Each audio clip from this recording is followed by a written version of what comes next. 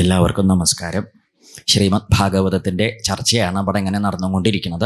അപ്പം അതിൽ പോകുന്ന ഷഷ്ഠ സ്കന്ധത്തോളം എത്തി. അപ്പം അതിലെ വൃത്രാസുര കഥയാണ്.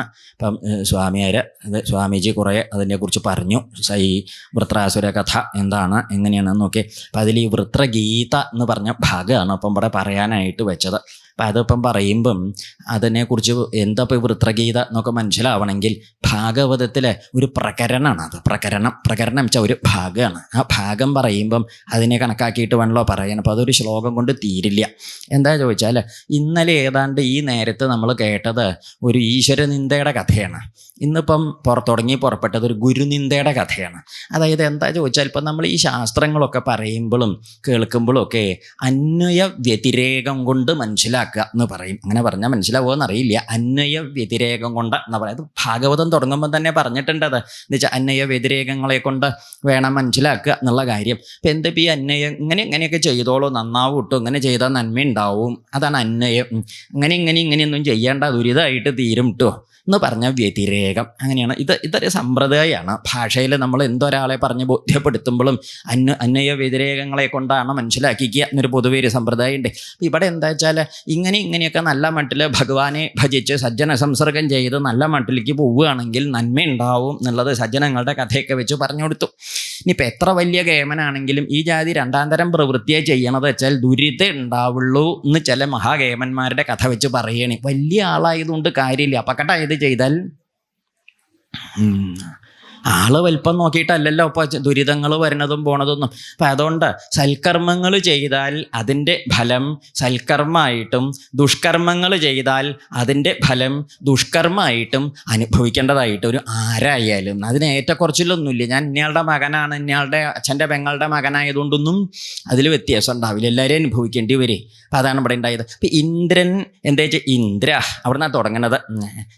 ചോദ്യം പരീക്ഷിച്ച് ചോദിക്കുകയാണേ, അല്ല എന്തിനിപ്പോൾ ഈ ഗുരുനാഥനോട് ഇങ്ങനെ ശിഷ്യാണാമക്രമം ഗുരു ആണ്. ശിഷ്യന്മാർ ഗുരുനാഥന്മാരെ ആക്രമിക്കുന്ന കാലമാണ് ഇപ്പോൾ അത്. എന്താ ശിഷ്യന്മാരെ മാഷെ അടിച്ചു, ഒടിച്ചു, ചാലിൽ വീഴ്ത്തി, തല്ലി, പൂട്ടിയിട്ടു, ശ്വാസം മുട്ടിച്ചു, കൊന്നില്ല, കൊല്ലാനും വിചാരിച്ചേർന്നോ, പറ്റിയില്ല ആണ്. എന്താ അങ്ങനെയൊക്കെയുള്ള കാലമാണേ. അപ്പം അങ്ങനെയുള്ള കാലത്താണ് ഇതിനൊക്കെ പ്രസക്തി കൂടുകയേ. ഏതും ഇപ്പം ഈ പുരാണം എന്നൊക്കെ പറയുമ്പോൾ നമ്മൾ വിചാരിക്കും ഇതൊക്കെ പഴയതല്ലേ, ഇതൊക്കെ ഇപ്പം എന്താ ഇത്ര കേമത്തം എന്തിനാ ചോദിക്കും. പഴയതാണെങ്കിലും പുരാ അപി നവം ആണ് പുരാണേ എന്ന് വെച്ചാൽ എന്താർത്ഥം?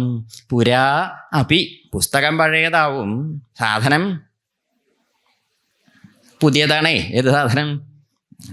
ഈ പറയാൻ പോണ കാര്യം അതിനെന്നും പുതുമ എന്ന് പറഞ്ഞ അർത്ഥം പ്രസക്തി ഉണ്ട് എന്നാണ്. ആനുകാലിക പ്രസക്തി ഇല്ലാത്തതൊന്നും ശാസ്ത്രങ്ങളിൽ ഉണ്ടാവില്ല. ഏത് കാലത്തേക്കും വേണ്ടതേ അതിൽ പറയുള്ളൂ. അപ്പം എന്തിനാ ഇപ്പം ഈ ഗുരുനാഥനോട് ഈ അക്രമം കാണിച്ചത് ചോദിച്ചപ്പോൾ അതിന് മറുപടിയായിട്ട് പറഞ്ഞു കൊടുത്തു.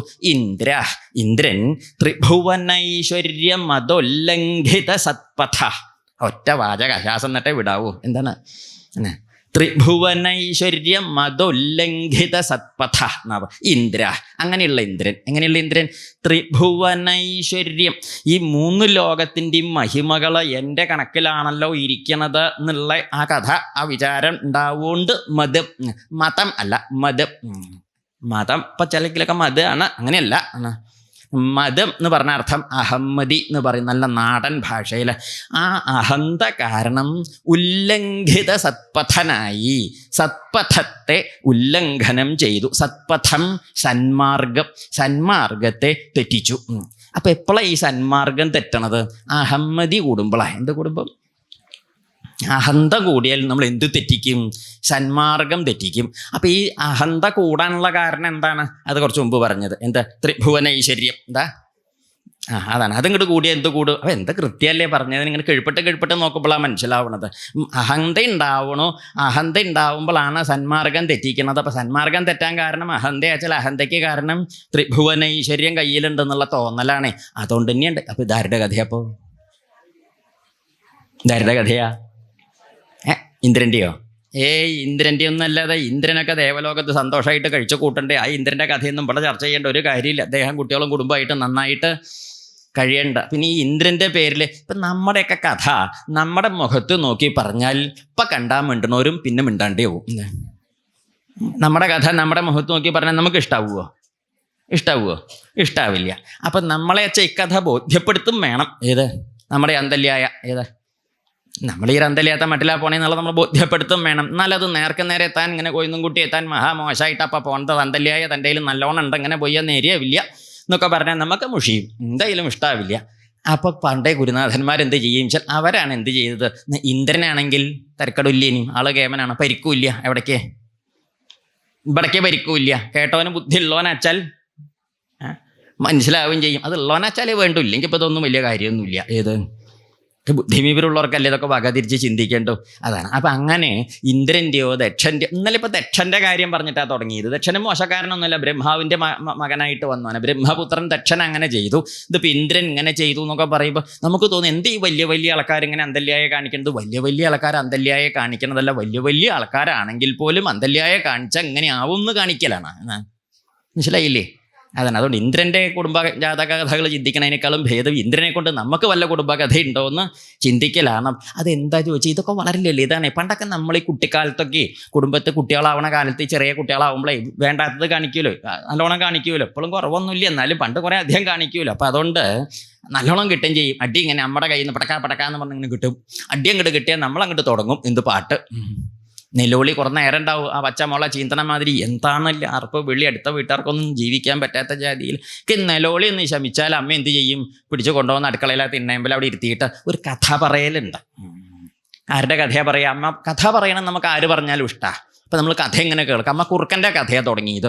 കുറുക്കൻ്റെ കഥ തുടങ്ങി രണ്ട് വരി ഇങ്ങോട്ട് പറഞ്ഞ് മൂന്നാമത്തെ വരി തുടങ്ങിയപ്പോഴേക്കും നമുക്ക് മനസ്സിലായി ആ കുറുക്കനാരാ. മൂന്നാമത്തെ വരി തുടങ്ങിയപ്പോഴേക്കും നമുക്ക് മനസ്സിലായി ആ കുറുക്കൻ ആരാണ്. ആര്? അമ്മയാ? അല്ല കാര്യമായി. ആ കുറുക്കൻ നമ്മളാണ് നമുക്ക് മനസ്സിലായി. ഒരു ആക്ഷേപം ഉണ്ടായില്ല, അമ്മോട് അലോഹ്യം ഉണ്ടായില്ല.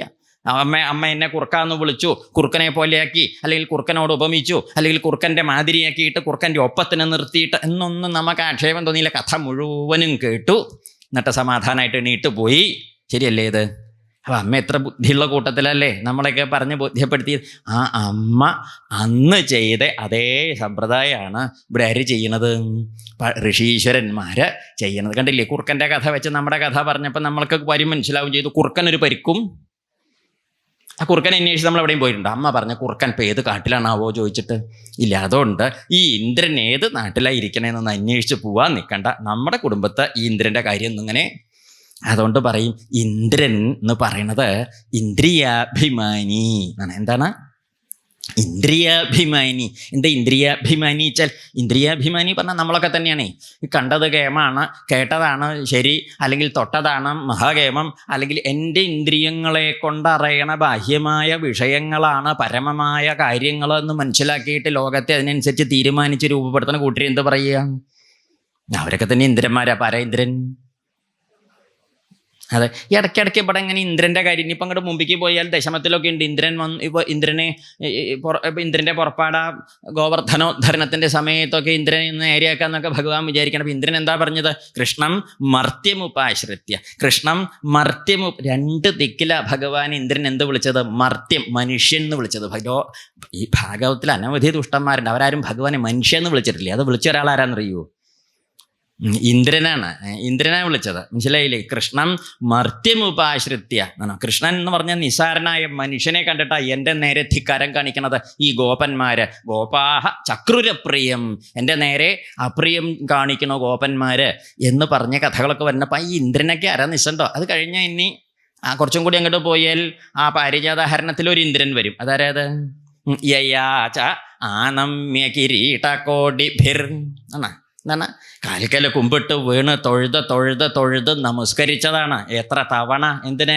ആ കമ്മലും മറ്റേ വരുണൻ്റെ കോടയും താക്കോലൊക്കെ ഒന്ന് കിട്ടണേ, തരണേന്നും തരാക്കി തരണേന്നും പറഞ്ഞു യയാച ആനമ്യ കിരീടകോടിഭിർ നല്ലോണം നമസ്കരിച്ചു. ഒക്കെ കിട്ടി. സംഗതിയൊക്കെ ഭഗവാൻ കൊണ്ടുപോയി കൊടുത്തപ്പോഴോ സിദ്ധാർത്ഥ ഏതേന വിഗൃഹ്യതേ മഹാൻ അഹോ സുരാണാം ച തമോധികാഢ്യതാം. അവിടെ പറയും നോക്കണേ പറ്റിയുള്ള ഒരു തണ്ടും തൻ്റെടും ആരുടെ കിട്ടി. കാര്യം തരായപ്പം നമ്മുടെ നല്ല നാടൻ ഭാഷയിൽ പറഞ്ഞാൽ പാലം കടക്കോളം. ബാക്കി മൈക്കിൽ കൂടി പറയാൻ കൊള്ളില്ല, ബാക്കി അറിയില്ലേ? അതാണ് കാര്യം കഴിയുന്നത് വരെയൊക്കെ. കഴിഞ്ഞാൽ പിന്നെ വിഗ്രഹ്യതയെ നിന്ദിക്കണം. എന്നിട്ട് എന്താ ചെയ്യുന്നത്? ഗ്രഹിക്കുക, നിന്ദിക്കണേ, ആ മട്ടാണ്. അപ്പം ഇവിടെയൊക്കെ വരണത് ഈ ഇന്ദ്രനാണ്. അപ്പം ആ ഇന്ദ്രനെ കുറിച്ച്, ഇന്ദ്രനെ ഇങ്ങനെ എടുത്തു വെച്ച് പറയാൻ കാരണം എന്താ ചോദിച്ചാൽ, അതൊന്നും ദേവലോകത്തെ കഥയാണെന്ന് കണക്കാക്കിയിട്ട് ദേവലോകം നന്നാവാൻ ഇവിടെ നമ്മൾ കഷ്ടപ്പെടേണ്ട കാര്യമൊന്നും ഇല്ല. പിന്നെ എവിടെ കഷ്ടപ്പെടേണ്ടത്? അവനവൻ്റെ.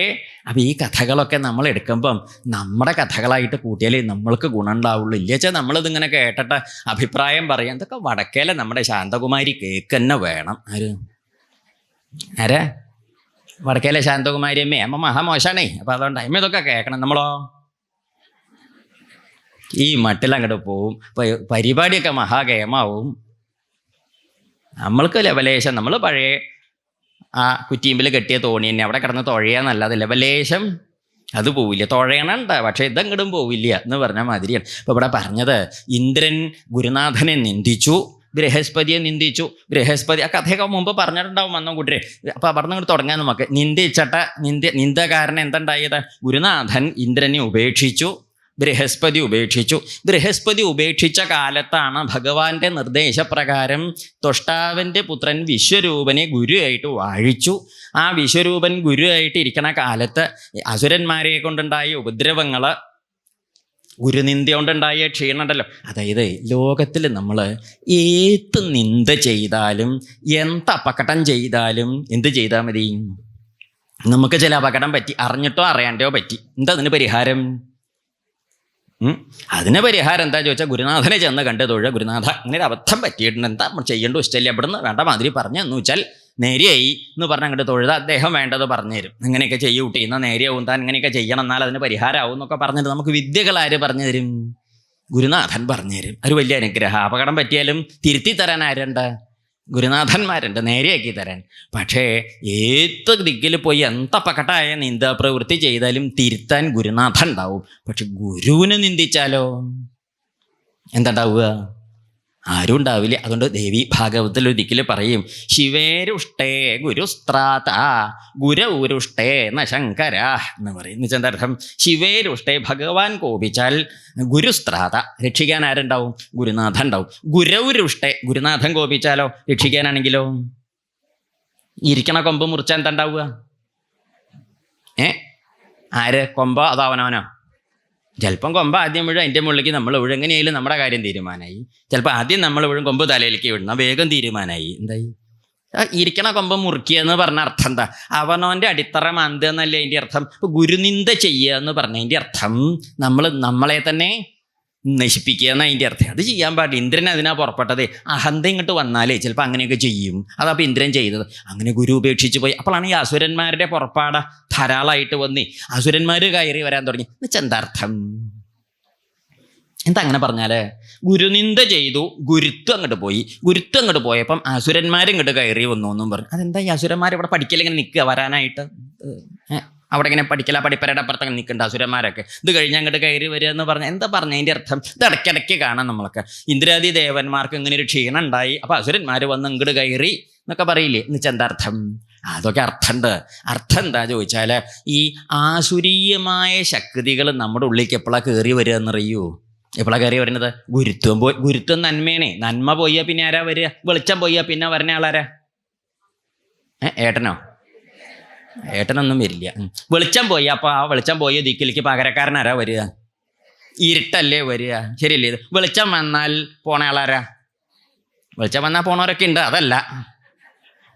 കള്ളന്മാരെ പിടിച്ചു പറിക്കാരൊക്കെ വെളിച്ചം വന്നാൽ പോണവർ, അവരെല്ലാം ഉദ്ദേശിച്ചത്. അവരൊക്കെ ഇരുട്ടിൻ്റെ കൂട്ടരാണേ. അതൊക്കെ അവർ ആരുടെ കൂടെ ഇങ്ങോട്ട് പോകും? വെളിച്ചം ഇങ്ങോട്ട് വന്നാൽ ഇരുട്ടം ഇങ്ങോട്ട് പോവും. ഇരുട്ടിൻ്റെ കൂടെ ഇരുട്ടിൻ്റെ ആൾക്കാരും പോവും. ശരിയല്ലേ ഇത്? അപ്പം ഇരുട്ട വെളിച്ചം എന്ന് പറയില്ലേ? അപ്പം എന്ന് പറയും പോലെയാണ് നന്മ കയ്യിൽ നിന്ന് അങ്ങോട്ട് പോയാൽ പിന്നെ ഉള്ളിലേക്ക് വന്നു കൂടെ ഏതാണെന്നറിയോ? ദുരിതങ്ങളും കഷ്ടപ്പാടും ബുദ്ധിമുട്ടുകളും വന്നു. ഇപ്പോൾ ഗുരുനിന്ദ കൊണ്ടുണ്ടായ ബുദ്ധിമുട്ടാണ് ഈ അസുരന്മാരുടെ പുറപ്പാട്. അർത്ഥം എപ്പോഴാണോ നമ്മുടെ കയ്യിൽ നിന്ന് നന്മകൾ പോണത്, അപ്പോഴേക്ക് ആര് കയറി വരും? ദുരിതങ്ങളും തിന്മകളും വന്ന് കയറി നമ്മളെ ആക്രമിച്ചു. അതാണ് ഈ ദേവാസുര സമ്പ്രദായം. അല്ലാതെ ദേവന്മാരെ കുപ്പായിട്ട് ഇവിടെ നിൽക്കണു, മറ്റവരവിടെ എണ്ണയും തേച്ച് നിൽക്കണു എന്നൊക്കെയുള്ള മട്ടിലൊക്കെ അതൊക്കെ രണ്ടാമത്തെ ഒക്കെ കഥാകൽപ്പനകളൊക്കെ ശരി തന്നെയാണ്. ഒക്കെ സാധാരണക്കാരായ ആളുകളെ സംബന്ധിച്ച് കുറുക്കൻ്റെ കഥ. ഇതിൻ്റെ കഥ നമ്മൾ കുറുക്കൻ്റെ കഥ പറഞ്ഞില്ലേ, കുറുക്കൻ്റെ കഥ പോലെ അങ്ങനെയൊക്കെ കുറുക്കൻ്റെ കഥ ഇതിൽ കുറുക്കന്മാർ വർത്തമാനം പറയുമോ? ഒക്കെ ശരിയല്ലേ? ഇത് കുറുക്കനും മാനിയും സിംഹമൊന്നും വർത്തമാനം പറയില്ല, നമ്മൾ ചെയ്യും പോലെ ചെയ്യില്ല എന്നൊക്കെയുള്ള കാര്യം നമ്മൾക്ക് എല്ലാവർക്കും ഇഷ്ടമുണ്ടെങ്കിലും നമ്മൾ എല്ലാവരും ഇത് കേട്ട് ആസ്വദിക്കണില്ലേ? കാരണം എന്താ ചോദിച്ചാൽ അതല്ല അതിൻ്റേത്. അതിൽ ചില ആശയങ്ങളും ചില ആസ്വാദനങ്ങളും ഒക്കെ ഉണ്ട്. അതാണ് അതിൽ പ്രധാനം എന്ന് പറയും പോലെ ഈ ഇന്ദ്രൻ്റെ ഉള്ളിൽ അഹന്ത ഉണ്ടായ സമയത്ത് നന്മകൾ പോയ ഇന്ദ്രൻ കഷ്ടത്തിലായിട്ട് ദുരിതത്തിലായിട്ട് ചെന്ന് ചേർന്നു. അപ്പം എന്താ ഉണ്ടാവണു? ഭഗവാൻ അപ്പം എന്താ പറഞ്ഞത്? ഇന്ദ്ര, നിന്നെ രക്ഷിക്കാൻ ഞാൻ വിചാരിച്ചിട്ടും കാര്യമില്ല. എന്ത് വേണം? നീ ഒരു ഗുരുവിനെ തരാക്കിക്കോളൂ. അതായത് പറഞ്ഞതിൻ്റെ അർത്ഥം എന്താണെന്നറിയൂ? ഈശ്വരാനുഗ്രഹം പോലും നേരാവണ്ണം കിട്ടണമെങ്കിൽ എന്ത് വേണമെന്നറിയൂ? ഗുരുത്വം ഉണ്ടാവണം. ഗുരുത്വം ഇല്ലാത്തവന് ഈശ്വരാനുഗ്രഹവും കിട്ടില്ല. പക്ഷെ നമ്മൾ പറയും ഗുരുനാഥനൊക്കെ പോട്ടെ, നമുക്ക് എവിടെ? അതുകൊണ്ട് കാര്യമില്ല, കിട്ടില്ല. കിട്ടി. ഇപ്പം നമ്മുടെ കുടുംബത്ത് പണ്ട് നാട്ടിൽ വെള്ളപ്പൊക്കം ഉണ്ടായി, ഗംഭീര വെള്ളപ്പൊക്കം. 18 വെള്ളപ്പൊക്കം അല്ല കേട്ടോ, അതിൻ്റെ മുമ്പത്തെ വെള്ളപ്പൊക്കം, വലിയ വെള്ളപ്പൊക്കം ഉണ്ടായിട്ട് അങ്ങോട്ട് മുങ്ങിയില്ലേ. തെക്കിണി വടക്കിണി പടിഞ്ഞാട്ടൊക്കെ മുങ്ങി, എല്ലാം മുങ്ങി, പത്തായപ്പരം മുങ്ങി, നെല്ലൊക്കെ മുളച്ചു. 3 ദിവസം വെള്ളം നിന്നു. 3-ാമത്തെ ദിവസത്തേക്ക് പിന്നെയൊക്കെ എന്താവും? വടക്കേ ചായ്പ് വീണു. ആകെ ദുരിതം. ഈ ഒക്കെ കൂടെ കഷ്ടപ്പാടും ദുരിതം നഷ്ടവും കഷ്ടവും മാത്രമേ ഉള്ളൂ. ഏതില്ലെങ്കിൽ തന്നെ ദാരിദ്ര്യം. അതിൻ്റെ ഇടയ്ക്ക് ഇപ്പം ഇതേയും കൂടെ. അപ്പം ആരോ പറഞ്ഞ അടുത്തുള്ള ആൾക്കാരൊക്കെ പറഞ്ഞു, തിരുമേനി ഒരു കാര്യം ചെയ്യൂ, തിരുവനന്തപുരത്ത് പോയിട്ടൊന്ന് പരാതി എഴുതി കൊടുത്താൽ മതി, വെള്ളപ്പൊക്കത്തിൻ്റെ ദുരിതാശ്വാസ നിധിന്ന് അവിടെ ഉണ്ടല്ലോ, അങ്ങനെയുണ്ട്. അപ്പം അതിന് സഹായം കിട്ടും, തിരുമേനി പൊക്കോളൂ. തിരുവനന്തപുരത്തേക്ക് പോകണമെങ്കിൽ എത്ര ഉറുപ്പ്യ വേണം? അതിനൊക്കെ തരാവുമോ? നമ്മളതിനൊന്നും പോയില്ല. എന്താ ചാവട്ടെ, വെള്ളത്തിൽ പോയതാ, അതല്ലേ. തിരുവനന്തപുരത്ത് പോയാൽ പിന്നെ അതും പോവില്ലേ? അപ്പോൾ നമ്മൾ കഷ്ടത്തിലായി പോയില്ല. ഒരു ദിവസം ഇങ്ങനെ അമ്പലത്തിൽ പൂജ കഴിഞ്ഞ് 10-10:30 മണിക്ക് ഇങ്ങനെ പോരുന്ന സമയത്ത് അവിടുന്ന് കമ്മിറ്റിയിലുള്ള ഒരാൾ പറഞ്ഞു, തിരുമേനി ഇവിടെ അടുത്തൊരിക്കലും മുഖ്യമന്ത്രി ഒരിക്കലും ഇവിടെ ഏതൊരു പെട്ടിക്കട ഉദ്ഘാടനം ചെയ്യാൻ വന്നിട്ടുണ്ട്, അവിടെ പോയി എന്ത് തരാവും? തിരുവനന്തപുരത്തേക്കൊന്നും പോകണ്ട, അവിടെ നിന്ന് തന്നെ ഇങ്ങോട്ട് എഴുതി കൊടുത്താൽ മതി, അദ്ദേഹത്തിന് ഇവിടുന്ന് കണ്ടാൽ മതിയല്ലോ എന്നും പറഞ്ഞു. അപ്പോൾ അവർ കടലാസ് നിന്ന് നമ്മൾ നിശ്ചയുള്ള ഭാഷയിലൊക്കെ ഒന്ന് എഴുതി ഒരു കടലാസ് ഉറയിലിട്ടിട്ട് മുണ്ടിൻ്റെ മടക്കിൽ വെച്ച് തട്ടുകൊടുത്ത് അഴിച്ചിട്ടില്ല, അതിൻ്റെ ഇടയിൽ തിരികെ വെച്ച് അങ്ങോട്ട് പോയി. അവിടെ ചെന്ന് അപ്പം അദ്ദേഹം അവിടെ പ്രസംഗിച്ച് ഇറങ്ങണ ദിക്കിൽ നമ്മളിങ്ങനെ വരച്ച് നിൽക്കണത് കണ്ടപ്പോൾ അദ്ദേഹത്തിന് പാവം കഷ്ടം തോന്നി. ഇതെന്തോ കഷ്ടപ്പാടില്ല, ചെന്ത തിരുമേനി ഇങ്ങനെ വിഷമിച്ച് നിൽക്കണത്. നമ്മൾ നല്ലോണം നിലവിളിച്ചു. ആകെ നിശ്ചയുള്ളൊരു പണി അതാ, നല്ലോണം നിലവിളിച്ചു. എന്താ പറഞ്ഞ കഷ്ടപ്പാടാണ് ഇത്, ഇവിടുന്ന് അങ്ങോട്ട് വാങ്ങണേ എന്ന് പറഞ്ഞ് എന്ത് ചെയ്തു? ഈ എഴുതിയ കടലാസ് പരാതി അങ്ങോട്ട് കൊടുത്തു. അപ്പം അദ്ദേഹം എന്താ വിശേഷം ചോദിച്ചു. അതിലുണ്ട്, ഇവിടുന്ന് നല്ലോണം മനുഷ്യരുത്തണം എന്നും പറഞ്ഞു. ആയിക്കോട്ടെ, സമാധാനമായിട്ട് പോയിക്കോളൂ. അപ്പോൾ നമ്മൾ അവിടുന്ന് തൊഴുത് അവനവൻ്റെ കുടുംബത്തേക്ക് ഇങ്ങോട്ട് പോരും ചെയ്തു. അദ്ദേഹം കടലാസായിട്ട് തിരുവനന്തപുരത്തേക്ക് പോയി. അദ്ദേഹം തിരുവനന്തപുരത്ത് പോയിട്ട് 3-ാമത്തെ മാസമാണ് ഇത് പൊളിച്ചത്. ഏത് നമ്മൾ കൊടുത്ത കടലാസിൻ്റെ കുറേ പൊളിച്ചു നോക്കിയത് 3-ാമത്തെ മാസമാണ്. അത് പൊളിച്ചിട്ട് അദ്ദേഹം എന്ത് ചെയ്തു? വായിച്ചത് പിന്നെയും 2 മാസം കഴിഞ്ഞിട്ടാണ് പൊളിച്ച അവിടെ വെച്ച് പോയതാണ്. എന്നിട്ട് അദ്ദേഹം എന്ത് ചെയ്തു? ഓഫീസർമാരോട് ചോദിച്ചു, ഇങ്ങനെ വെള്ളപ്പൊക്കം ഉണ്ടായോ എന്നൊന്ന് അന്വേഷിക്കണം എന്ന് പറഞ്ഞു. അങ്ങനെ വന്ന 6-ാമത്തെ മാസം നമ്മുടെ മലപ്പുറം ജില്ലാ കലക്ടർക്ക് ഒരു കത്ത്, ഇങ്ങനെ വെള്ളപ്പൊക്കം ഉണ്ടായോ ഭാഗത്ത് ചോദിച്ചു. അപ്പം കലക്ടർ പറഞ്ഞു, സാറേ ഒന്നും പറയണ്ട, ഞാനന്ന് ഭാര്യ വീട്ടിലായിരുന്നു, ഒരു വിവരവും ഇല്ല എന്നും പറഞ്ഞു. ഭാര്യ വീട്ടിൽ പോയാൽ വല്ല വിവരവും ഉണ്ടാവുമോ?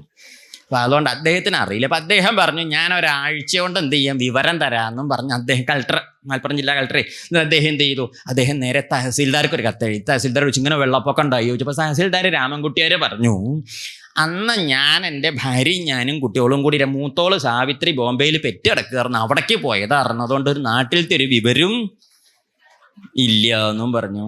അപ്പം അദ്ദേഹത്തിനും ഇല്ല വിവരം. അപ്പം അദ്ദേഹം പറഞ്ഞു, ഒരാഴ്ച കൊണ്ട് ഞാൻ വിവരം തരാമെന്ന് പറഞ്ഞു തഹസിൽദാർ രാമൻകുട്ടിയാർ. എന്നിട്ട് അദ്ദേഹം എന്ത് ചെയ്തു? നമ്മുടെ വില്ലേജ് ഓഫീസർ കുട്ടീഷൻ നായരുണ്ട്, കുട്ടീഷൻ നായർക്ക് കത്തെഴുതി. കുട്ടീഷൻ നായരോട് ചോദിച്ചു, ഇങ്ങനെ വെള്ളപ്പൊക്കം ഉണ്ടായി ചോദിച്ചു. അദ്ദേഹം പറഞ്ഞു, എന്തോ ഒന്ന് ഉണ്ടായി, അത് എന്നാ ഉണ്ടായി എന്ന് എനിക്കറിയില്ല, ഞാനൊന്ന് ആലോചിച്ച് അന്വേഷിച്ചിട്ട് വിവരം തരാൻ പറഞ്ഞു.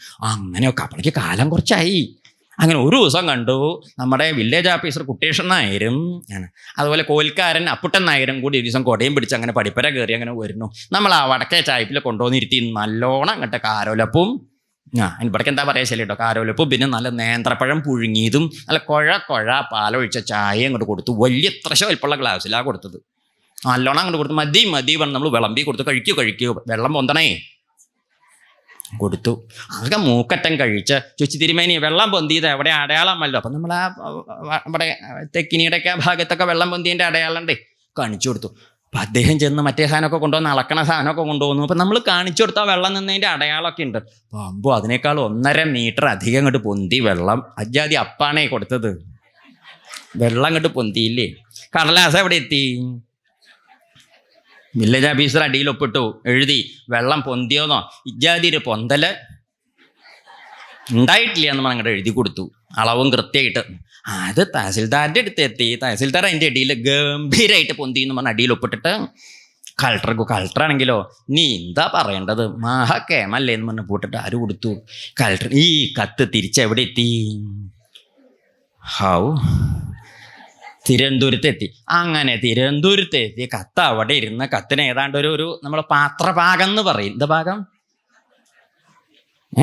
ഈ പദാർത്ഥങ്ങളൊക്കെ പാകം ചെയ്ത് നിങ്ങൾ എടുത്ത് അങ്ങോട്ട് വാരി മിണുങ്ങാൻ പാടില്ല. അത് ഇറക്കി വെച്ചിട്ടൊരു പാത്രപാകം ഉണ്ട്. എന്തുണ്ട്? ആ ഉരുളിയിൽ ഇരുന്നിട്ടൊരു പാകപ്പെടലുണ്ട്. അങ്ങനെ പാത്രപാകവും വന്ന് അങ്ങനെ എന്താ ഉണ്ടായെന്ന് വെച്ചോണ്ടോ, അത് കഴിഞ്ഞ് നമ്മുടെ വെള്ളപ്പൊക്കം കഴിഞ്ഞിട്ട് 16ാമത്തെ കൊല്ലത്തെ വരൾച്ചയ്ക്ക് വടക്കേ പറമ്പിലെ കിണറ്റുനിന്ന് ആഴത്തുനിന്ന് വെള്ളം കോരി ചെപ്പോടത്തിൽ തോളത്തേറ്റി കൊണ്ടുവരുന്ന സമയത്ത് പോസ്റ്റ്മാൻ്റെ മുറ്റത്ത് ഇങ്ങനെ നിൽക്കണു. എന്താ ചോദിച്ചു? എന്താ നാരായണൻകുട്ടി എവിടെ ചോദിച്ചു. തിരുമേനി ഒരു മണി ഓർഡർ ഉണ്ടെന്ന് പറഞ്ഞു. എന്താ അത് ചോദിച്ചു. നോക്കിയപ്പം അപ്പോഴാണ് നമുക്ക് എന്ത് കിട്ടിയത്? വെള്ളപ്പൊക്ക ദുരിതാശ്വാസ ഫണ്ടിൽ നിന്ന് 150 ഉറുപ്യ ദുരിതാശ്വാസം കിട്ടി. പ്രായം കൂടിച്ചാൽ സംഗതി കിട്ടി. എന്ത് കിട്ടി? മനസ്സിലായില്ലേ? ഇതാണ് എന്ത്. അപ്പം മുഖ്യമന്ത്രിക്ക് നമുക്ക് എന്തെങ്കിലും തരണം എന്നൊക്കെ മോഹം ഉണ്ടാവും. പക്ഷെ അദ്ദേഹത്തിന് തോന്നിയ മാതിരി ഇങ്ങോട്ട് തരാൻ പറ്റില്ല. ആരുടെ കടലാസ് വേണം? എന്താരും മിണ്ടാത്തത്? വില്ലേജ് ഓഫീസർ കുട്ടിഷൻ നായർ ഒപ്പിട്ട കടലാസ് കിട്ടിയാൽ തന്നെ മുഖ്യമന്ത്രിക്ക് അതിൻ്റെ മുകളിൽ എന്തെങ്കിലും പണിയെടുക്കാൻ ശരിയല്ലേ ഇത്? അപ്പം നമ്മൾ ചോദിക്കാച്ച മുഖ്യമന്ത്രിയോ വലിയ ആൾ, കുട്ടിഷൻ നായർ, വില്ലേജ് ഓഫീസറോ വലിയ ആൾ, അത് തീരുമാനമാക്കിയിട്ട് മതി. ബാക്കി അത് ആദ്യം തീരുമാനിക്കുക. ആരാ വലിയ ആള്? കണ്ടുവോ? സംശയമില്ലേ? ഇപ്പം സംശയമില്ലേ? അത് തന്നെയാ പറഞ്ഞത്. അപ്പം മുഖ്യമന്ത്രി വലിയ ആളാണ്, ശരി തന്നെയാണ്, ആ വലിയ ഭരണാധിപനൊക്കെ. ഇദ്ദേഹം ചെറിയൊരു വില്ലേജിൻ്റെ പരിധിയിൽ അദ്ദേഹത്തിന് പരിമിതി ഉണ്ട്. എന്നാലും അദ്ദേഹത്തിൻ്റെ കഥ ഇല്ല വെച്ചാൽ അദ്ദേഹത്തിൻ്റെ വലിയ കഥ പുറപ്പെടില്ല. ഇതുപോലെ ഈശ്വരാനുഗ്രഹം നമുക്കുണ്ടാവും. പറഞ്ഞത് കല്ല. അത് ഇങ്ങോട്ട് കിട്ടണമെങ്കിൽ എന്ത് വേണം? അതിൻ്റെ ഇടയ്ക്ക് നമ്മുടെ കുട്ടികൃഷ്ണൻ നായരുടെ എന്ന് പറഞ്ഞ മാതിരി എന്ത് വേണം? ഗുരുത്വം പറഞ്ഞാൽ മനസ്സിലാവില്ല. അപ്പോൾ ഗുരുത്വം ഇല്ലെങ്കിൽ ഒന്നും നേരെ. അത് നമ്മുടെ നാട്ടിൽ നല്ലോണം വിവരമുള്ളവരുണ്ട്. ഒരക്ഷരം പറഞ്ഞാൽ മനസ്സിലാവില്ല. എന്താ കാരണം? ഗുരുത്വം വേണ്ട മാതിരി ഇല്ലാത്തോ. ഇനി അത്രയ്ക്കൊന്നും കഥയൊന്നും ഉണ്ടാവില്ല. ഗുരുത്വം ഉണ്ടെങ്കിലോ അപ്പോൾ വേണ്ട മാതിരി ഇങ്ങനെ തോന്നിക്കോളും. അതിപ്പോൾ നമുക്ക് ഇപ്പം എവിടുന്നേ തോന്നിയത്? അത് തോന്നിക്കോളും. തലയിൽ കൈ വെച്ചിട്ടുണ്ടേ മറ്റേ നീ നന്നാവും കിട്ടുമോ? എന്താ താനേ നന്നാവുമെന്ന് വരുന്ന വേണ്ടത് അല്ലേ? ശരിയല്ലേ? അതാണ് ആ ഗുരുത്വത്തിനെയാണ് ആര് കളഞ്ഞത്? ഇന്ദ്രൻ കളഞ്ഞത്. അപ്പം അതുകൊണ്ട് ഭഗവാൻ പറഞ്ഞിട്ട് ഗുരുവിനെ അങ്ങനെയാണ് ഇദ്ദേഹത്തിൻ്റെ പുറപ്പാട്. ആരുടെ? വിശ്വരൂപനെ ഗുരുനാഥനാക്കണത്. വിശ്വരൂപൻ ഗുരുനാഥനായിട്ടിരിക്കുന്ന സമയത്ത് ഇന്ദ്രന് രക്ഷയ്ക്ക് എന്താ ചെയ്തു കൊടുത്തത്? പട്ടാളത്തെ കൊടുത്തത്. ഇന്ദ്ര തൻ്റെ രക്ഷയ്ക്ക് ഞാൻ എന്ത് കൊടുത്തു? അപ്പോൾ തൊട്ടുമുമ്പ് കേട്ടതല്ലേ നമ്മൾ. എന്ത് കൊടുത്തു? ഒരു മന്ത്ര കൊടുത്തത്. എന്താ പേര്? നാരായണ കവചം. ഈ കവചം എന്ന് പറഞ്ഞാൽ കവചം പറഞ്ഞാൽ ആയുധമൊന്നും അല്ലാതെ ഒരു ആയുധങ്ങളൊന്നും ഏൽക്കാണ്ടിരിക്കാനുള്ള ഒരു ആവരണം. അപ്പം നമ്മൾ യുദ്ധത്തിന് പോകുന്ന സമയത്ത് പറയും കൊണ്ടുപോകുന്ന സാധനങ്ങൾ വാമര തോമര ശരകുന്ത കവച ബന്ധാദി ഭിണ്ടിപാല ശൂല മുസല മുദ്ഗര വരാഹ കർണ കണപ കർപ്പണ ശംഖുത്രാസി ഗദ. ആയുധങ്ങളുടെ പേരതൊക്കെ പഴയ കാലത്തെ. അപ്പം അതിൽപ്പെട്ട സാധനമാണ് എന്ത്? വാമരം തോമരം ശരം കുന്തം കവചം കബന്ധം ഭിണ്ടിപാലം ശൂലം മുസലം മുദ്ഗരം വരാഹ കർണം കണപം കർപ്പണം ശംഖു ത്രാസി ഗദ. ചിലതൊക്കെ കേട്ട പരിചയല്ലേ? അതൊക്കെ മതി. മറ്റത് പരിചയപ്പെട്ടിട്ട് വലിയ കാര്യമില്ല. പലഹാരമൊന്നും അല്ലത്. എന്താ ആയുധങ്ങളുടെ പേരാണേ. അപ്പം ഈ ആയുധങ്ങളുടെ കൂട്ടത്തിൽ പെട്ടതാണ്. ആയുധമല്ല. എന്താണെന്ന് വെച്ചോട്ടോ, അതൊരു ആവരണമാണ്. അപ്പം നമ്മളിപ്പോൾ ഈ ഇങ്ങനെ യുദ്ധമൊക്കെ ചെയ്യുന്ന സമയത്ത് പോകുമ്പോൾ കുപ്പായൊക്കെ ഇടില്ലേ? പഴയ കാലത്ത് കവചെന്നാ അതിന് പറയും. പടച്ചട്ട എന്ന് പറയും മലയാളത്തിൽ. ഇന്നത്തെ ഭാഷയെ പറഞ്ഞ് ബുള്ളറ്റ് പ്രൂഫ് എന്ന് കേട്ടിട്ടില്ലേ? എന്നുവെച്ചാൽ എന്താ അർത്ഥം? വെടി കൊള്ളാണ്ടിരിക്കാൻ വലിയ ആൾക്കാരിടുന്ന കുപ്പായാണ് അത്. വലിയ ആൾക്കാർ പ്രധാനമന്ത്രി, പ്രസിഡന്റ്, മുഖ്യമന്ത്രി, ഗവർണർ, ജാതി വലിയ ആൾക്കാരൊക്കെ കുപ്പായിട്. നമ്മളൊന്നും ഇടണ്ട. നമ്മളെയൊക്കെ ആര് വെടിവെക്കാനാ? ഒരു ഉണ്ടപ്പം ആരെങ്കിലും വെറുതെ കളയുമോ? ഇപ്പം വിലയുള്ള സാധനമില്ലേ? ഇല്ലേ? അപ്പം അതുകൊണ്ട് നമ്മളൊന്നും പഠിക്കും. വലിയ ആൾക്കാർ നമ്മൾ പെട്ട കുപ്പായം തന്നെ നേരെയാക്കിയാൽ മതി. അവരൊക്കെ വലിയ ആൾക്കാർ. അപ്പം ഈ ജാതി കുപ്പായിട്ടാ വെടി വെച്ചാൽ കൊള്ളില്ല. പക്ഷെ ആ കുപ്പായം പോലെയല്ല. അതാണ് കൊടുത്ത വിശേഷം. എന്താണെന്ന് ഇഷ്ടമുണ്ടോ? അത് ഒരു വസ്തുവല്ല എന്നാ പറഞ്ഞത്, ഒരു രക്ഷയാണ്. രക്ഷ പറഞ്ഞാൽ മനസ്സിലാവില്ല. ഇത് കയ്യിലുണ്ട് വെച്ചാൽ തന്നെ ഇറക്കുന്നു. ഈ ബുള്ളറ്റ് പ്രൂഫ് എന്നൊക്കെ പറയുമ്പോൾ പരിഹാസത്തിന് പറഞ്ഞതല്ലേ. ഈ ബുള്ളറ്റ് പ്രൂഫ് കുപ്പായത്തിൻ്റെ പ്രത്യേകത എന്താ വെച്ചാൽ അപ്പം അത് രാവിലെ അങ്ങോട്ട് ഇട്ടു, കുളിയും ദേവാരൊക്കെ കഴിഞ്ഞപ്പോഴേ അങ്ങോട്ട് ഇട്ടു, 6 മണിക്ക് അങ്ങോട്ട് ഇട്ടു. പക്ഷേ മീനമാസത്തിലെ ചൂടും കുപ്പായത്തിൻ്റെ അന്തല്ലേ ഒക്കെ കൂടെ ആയപ്പോൾ ഇങ്ങോട്ട് വല്ലാണ്ട് ഇങ്ങോട്ട് മുഷിഞ്ഞു. ഒരു സന്ധ്യ ആയപ്പോഴേക്കും അങ്ങോട്ട് തീരെ ഇങ്ങോട്ട് പറ്റാണ്ടേ. എന്ത് മുഷിച്ചിലേരനെ വൈകുന്നേരമായപ്പോൾ നമ്മൾ സന്ധ്യയായപ്പോൾ 6-6:30 നീച്ചു ഒന്ന് കുളിക്കുക നിരീച്ചു. ദൂരിയിട്ട് ആ കുളിമുറിയുടെ കമ്പിമേൽ അവിടെ കൊളത്തിയിട്ട് കുളിക്കാനങ്ങോട്ട് കയറി. നമ്മൾ കുളിക്കാനങ്ങോട്ട് കയറിയപ്പോൾ ആ മറ്റവും വെട്ടി അങ്ങോട്ട് വെച്ചത്. കുപ്പായത്തിനൊരു കേടുമില്ല. നമ്മൾ തെക്കേ മുറ്റത്ത് ആലോചിച്ച് നോക്കൂ, വലിയ പ്രത്യേകത ഇതാണ്. ബുള്ളറ്റ് പ്രൂഫിൻ്റെ പ്രത്യേകത. ഇട്ടിരിക്കുമ്പം വെടി വെച്ചാൽ ഇട്ടോന് ഗുണമാണ്, ഊരിയിരിക്കുമ്പോൾ വെടി വെച്ചാൽ കുപ്പായത്തിന് ഗുണമാണ്, അതിന് കേടുപാടുണ്ടാവില്ല. ഇട്ടോൻ്റെ കാര്യം. പക്ഷെ ഇതല്ല. ഇതെന്താ? ഇത് ഏത് കാലത്തും ഏത് ദേശത്തും കൂടെ നിന്ന നാരായണസ്വാമി ഭഗവാൻ തന്നെ ഒരു കവചമായിട്ട്, കവചം വെച്ചാൽ രക്ഷയായിട്ട് നിന്ന് അനുഗ്രഹിക്കുന്ന ഏർപ്പാടാണ് ആര് കൊടുത്തത്? വിശ്വരൂപൻ ഗുരുനാഥൻ. പക്ഷേ ഇന്ദ്രൻ എന്നിട്ട് എന്ത് ചെയ്തു? അവിടെയും കാണിച്ചു അന്തല്യായ ആ വിശ്വരൂപനെയും വിഡ്ഢിത്തല്ലേ കാണിച്ചത്? വധിച്ചു. ആ വധിച്ചപ്പോൾ ഉണ്ടായ ബ്രഹ്മഹത്യാപാപം അതുണ്ടായി ഇല്ലേ? അപ്പം അങ്ങനെ വിശ്വരൂപനെ വധിച്ചു. വിശ്വരൂപനെ വധിച്ചതിൻ്റെ ശേഷം എന്താ ഉണ്ടായത്? വിശ്വരൂപനെ വധിച്ചപ്പം ബ്രഹ്മഹത്യാപാപം ഇന്ദ്രൻ്റെ നേരെ പുറപ്പെട്ടു. ഇന്ദ്രൻ്റെ നേരെ ബ്രഹ്മഹത്യ വന്നപ്പോൾ ഇന്ദ്രൻ എന്ത് ചെയ്തു വെച്ചാൽ ഈ ബ്രഹ്മഹത്യയിൽ നിന്ന് രക്ഷപ്പെടാനായിട്ട് കുറെ നോക്കി. ഒരു സംവത്സരക്കാലം, ഒരു കൊല്ലക്കാലം എന്ത് ചെയ്തു? ബ്രഹ്മഹത്യ കയ്യിൽ ഇങ്ങനെ മുറുകെ പിടിച്ചിരുന്നു. പിന്നെ പിടിച്ച് നിൽക്കാൻ പറ്റാണ്ട് വന്നപ്പോൾ എന്ത് ചെയ്തു? ബ്രഹ്മഹത്യയെ പിന്നെ ഒന്നും ചെയ്യാൻ വയ്യ, പിടിച്ചു നിൽക്കാം. അത്ര കാലൊക്കെ വൈക്കോ പിടിച്ചു നിൽക്കാനേ. അപ്പോഴേക്ക് ബ്രഹ്മഹത്യ ഭാഗിച്ച് വാങ്ങാൻ 4 കൂട്ടർ വന്നു. ഭാഗിച്ച് വാങ്ങിക്കൊണ്ടുപോയി. ആരൊക്കെ 4 കൂട്ടർ? ഒന്ന് ഓരോരുത്തരെ ഭൂമി ഒരംശം, കാലംശം ഭൂമി കൊണ്ടുപോയി, കാൽഭാഗം വെള്ളം കൊണ്ടുപോയി, പിന്നെ കാൽഭാഗം മരങ്ങൾ കൊണ്ടുപോയി, ശേഷിച്ച കാൽഭാഗം സ്ത്രീകളും കൊണ്ടുപോയി. അങ്ങനെ ആര് രക്ഷപ്പെട്ടു? ഇന്ദ്രൻ രക്ഷപ്പെട്ടു. പുരുഷന്മാരൊന്നും വാങ്ങാൻ പോയില്ല, സ്ത്രീകളാ പോയത്. പുരുഷന്മാർ പോയില്ലേന്ന്. അപ്പം എന്താ വെച്ചാൽ പറഞ്ഞതിൻ്റെ അർത്ഥം എന്താ ഒക്കെ പ്രത്യേകം ധരിക്കണേ. ബ്രഹ്മഹത്യ 4 കൂട്ടര് വന്ന് ഭാഗിച്ച് കൊണ്ടുപോയി എന്ന് പറഞ്ഞതിൻ്റെ അർത്ഥം അതിൽ കാൽഭാഗം കൊണ്ടുപോയത് ഭൂമി. ഈ ഭൂമിയിൽ നമ്മൾ കാണുന്ന ഈ മരുഭൂമിയൊക്കെ ഇല്ലേ, നട്ടാൽ മുളയ്ക്കാത്ത സ്ഥലങ്ങൾ, മരുഭൂമി, ഇതൊക്കെ ഈ ബ്രഹ്മഹത്യയുടെ ഭാഗമാണ്. അപ്പം ഈ ബ്രഹ്മഹത്യ വാങ്ങി വെച്ചതിന് പകരമായിട്ട് ഭൂമിദേവിക്ക് ഒരു അനുഗ്രഹവും കൊടുത്തു ഭഗവാൻ. ഈ ഇന്ദ്രനൊരു സൗകര്യം അനുഗ്രഹിച്ചു കൊടുത്തേ. എന്താ കൊടുത്ത അനുഗ്രഹം എന്നറിയോ? എവിടെ കുഴി കുഴിച്ചാലും കുഴി താനേ നികന്ന് പോയിക്കോളും. നമ്മൾ കുഴി കുഴിച്ച് പോകുന്ന കുറേ കാലം കഴിയുമ്പോൾ കുഴി എന്താവും? കുഴി ആഴം കൂടില്ലല്ലോ, കുറേശ്ശെ ഇങ്ങനെ നികന്ന് വരില്ലേ. അപ്പം അങ്ങനെ ഒരു അനുഗ്രഹം ആർക്ക് കൊടുത്തു? ഈ ഭൂമിക്ക് കൊടുത്തു. പിന്നെ കുറേശ്ശെ പിന്നെ കാൽഭാഗം വാങ്ങി. ഇതാരാ നിശ്ചട്ടോ? വെള്ളം വാങ്ങി. വെള്ളത്തിൽ ഈ നൊരയും പതിയൊക്കെയുള്ള വെള്ളം കണ്ട്, നൊരയും പതിയൊക്കെ അല്ലേ ഇങ്ങനെ ഈ പതയൊക്കെ കാണുന്നത്, അതൊക്കെ അശുദ്ധ എന്നാ പറയാം. അങ്ങനെ ശാസ്ത്രത്തിൽ വിധിയുണ്ട്. ഈ നൊരയും പതിയൊക്കെ ഉള്ള വെള്ളത്തിൽ കാലൊഴുകി ആചമിക്കാൻ പാടില്ല, കഴിക്കാൻ പാടില്ല, അങ്ങനെയൊക്കെ പാടില്ല എന്നൊക്കെ ഉണ്ട്. അപ്പം അങ്ങനെയുള്ള ഒരു അശുദ്ധി ആ നൊരപത വെള്ളത്തിനുണ്ട്. അപ്പം അതുകൊണ്ട് അത് ബ്രഹ്മഹത്യയുടെ ഭാഗമാണെന്നാ പറയുക. അങ്ങനെ ഈ വെള്ളത്തിന് എന്ത് കൊടുത്തു? അനുഗ്രഹം കൊടുത്തു. ബ്രഹ്മഹത്യ വാങ്ങിയതിന് അനുഗ്രഹം കൊടുത്തു. എന്താ കൊടുത്തതെന്നറിയുമോ? അവർക്ക് എത്ര കോരിയെടുത്താലും പിന്നെയും വെള്ളം ഉണ്ടാവും. ഇപ്പം മീനമാസമൊക്കെ ചില ദിക്കിലൊക്കെ കിണറൊക്കെ വറ്റുമ്പോൾ അപ്പം എങ്ങനെയപ്പം നമുക്ക് എൻ്റെ വെള്ളമൊക്കെ ഉണ്ടോ? ദുർലഭമാണ്. അപ്പം എന്ത് ചെയ്യും? ഒന്നുമില്ല, വെളിച്ചാവുമ്പം നിറയെ ഉണ്ടാവും. കോരി വൈകുന്നേരമായ പിന്നെ ഒരു തുള്ളി ഉണ്ടാവില്ല. പിന്നെ വിളിച്ചാൽ മതിയേ കേട്ടോ. നമ്മളങ്ങോട്ട് വറ്റി എന്നൊക്കെ വിചാരിക്കും. വൈകുന്നേരമായി നോക്കിയാൽ നമ്മൾ ആ നേദ്യത്തിൻ്റെ ഉരുളി പോലെ ഉണ്ടാവും, നല്ല വൃത്തിയായിട്ടിരിക്കും. ഒന്നും ഉണ്ടാവില്ല അല്ലേ? വെളിച്ചായ എന്തുണ്ടാവും? വീണ്ടും 1-2 പടവ് നിറയെ വെള്ളം ഉണ്ടാവില്ലേ? അപ്പം എത്ര കോരിയെടുത്താലും പിന്നെയും ഉണ്ടായിക്കൊണ്ടിരിക്കും എന്ന വരം കൊടുത്തു. ആർക്ക്? വെള്ളത്തിന് കൊടുത്തു. പിന്നെ ഈ മരങ്ങൾക്കാണ് പിന്നെ ബ്രഹ്മഹത്യ കൊടുത്തത്. മരങ്ങൾ ബ്രഹ്മഹത്യ വാങ്ങിയത് എങ്ങനെയാണെന്ന് വെച്ചിട്ടോ, ഈ മരങ്ങളുടെയൊക്കെ കമ്പൊക്കെ മുറിച്ചാൽ കണ്ടിട്ടില്ലേ, കറ ഇങ്ങനെ ഒരു കറ ഒഴുകി വരുന്നു. പല ജാതി മരങ്ങൾക്ക്, എല്ലാ മരങ്ങൾക്കും ഉണ്ടാവും ഒരു കൂട്ടം കറ. വെള്ളയാണ്, ചിലതിന് കറുപ്പ്, ചിലതിന് ചുമപ്പ്, പല ജാതി നിറത്തിലെ കറ ഉണ്ടാവില്ലേ?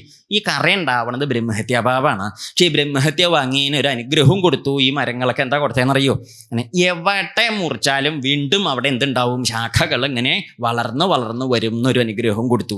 മരങ്ങൾക്ക് കണ്ടില്ലേ, നമ്മൾ വെട്ടി മുറിച്ചാൽ പിന്നെ എന്തുണ്ടാവും?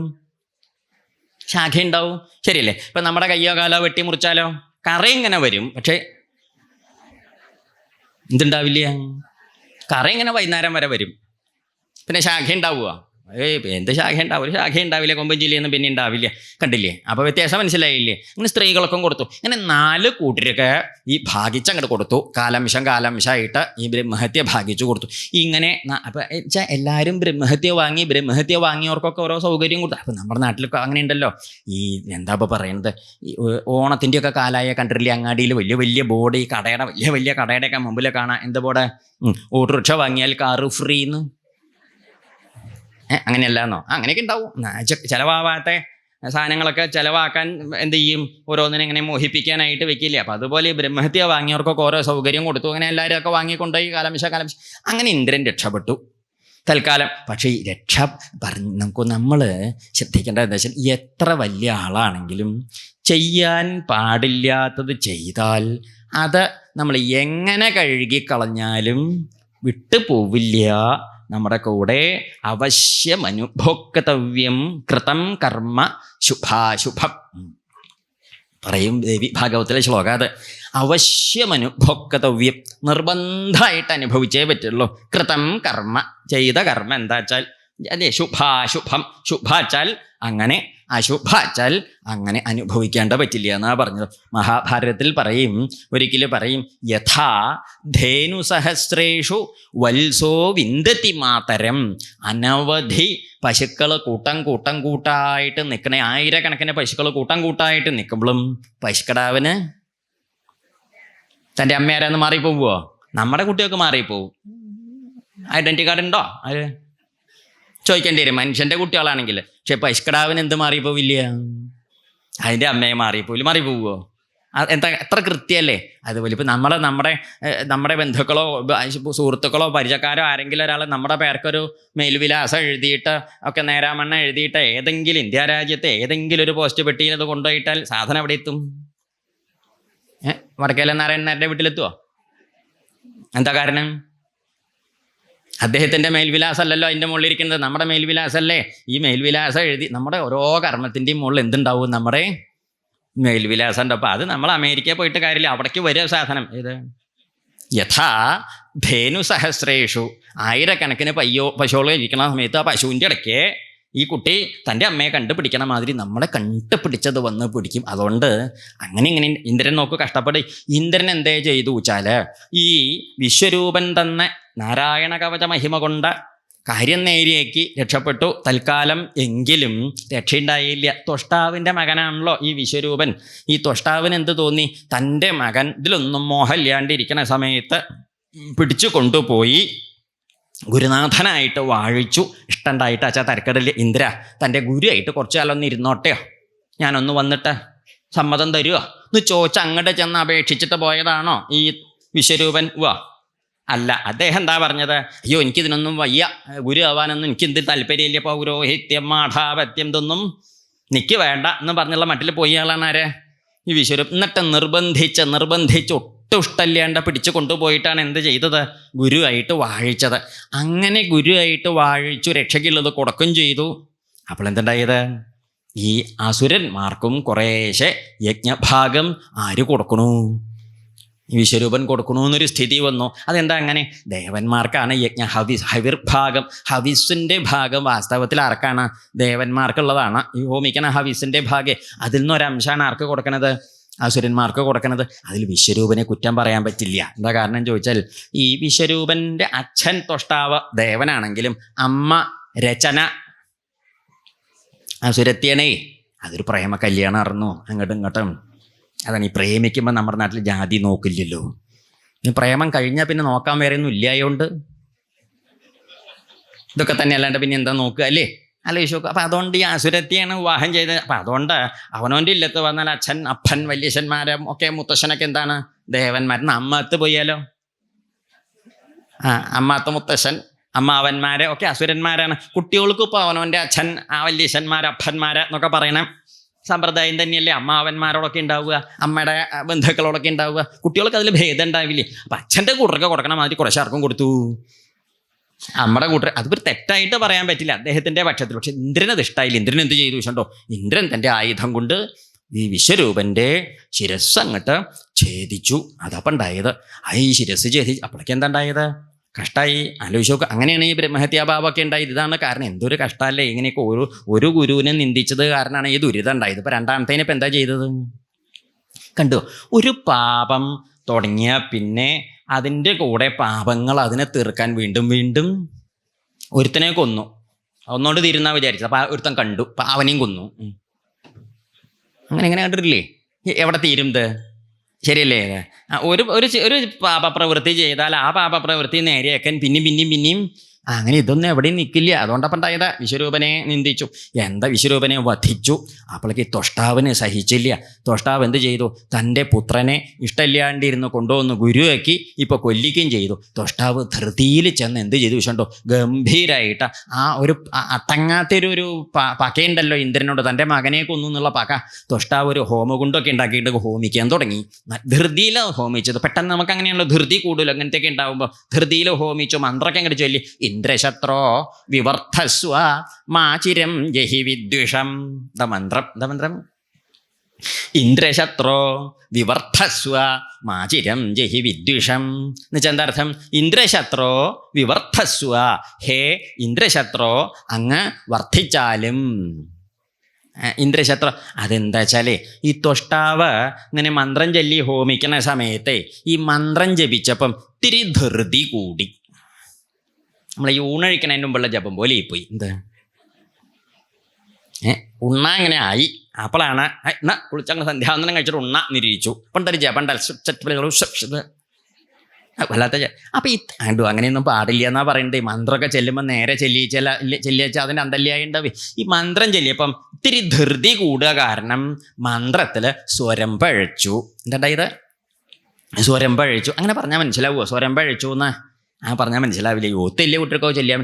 ഉദാത്തം, അനുദാത്തം, സ്വരിതം എന്ന് പറഞ്ഞിട്ട് 3 തരം സ്വരങ്ങൾ വേദത്തിലുണ്ട്. കേട്ടിട്ട് പേടിക്കൊന്നും വേണ്ട. അത് നമുക്ക് ആവശ്യമുള്ളതൊന്നും അല്ലത്. എന്നാലും ഇങ്ങനെയൊക്കെ ഉണ്ടെന്നറിഞ്ഞു വെക്കാമല്ലോ. ഉദാത്ത സ്വരം, അനുദാത്ത സ്വരം, സ്വരിതസ്വരം എന്ന് പറഞ്ഞ് 3 തരം സ്വരങ്ങൾ.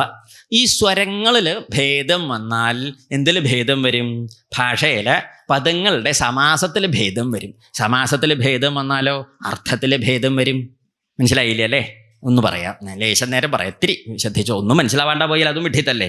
അതാണ്. അപ്പം ഇവിടെ എന്താ വെച്ചാൽ ഈ സ്വരം ഉദാത്തായിട്ടാണ് ജപിച്ചത്. പക്ഷെ ധൃതി കൂടിയപ്പം അത് അനുദാത്തായിപ്പോയി. എന്താ ഈ ഉദാത്തം എന്നൊക്കെ പറഞ്ഞാലേ നമ്മളിപ്പം ഒരക്ഷരം പറയും. ഇപ്പം നമ്മുടെ നാട്ടിൽ ഇതൊന്നും പറഞ്ഞാൽ മനസ്സിലാവില്ല. എന്താ വെച്ചാൽ മലയാള അക്ഷരം തന്നെ ആൾക്കാർ നേരെ പറയില്ല.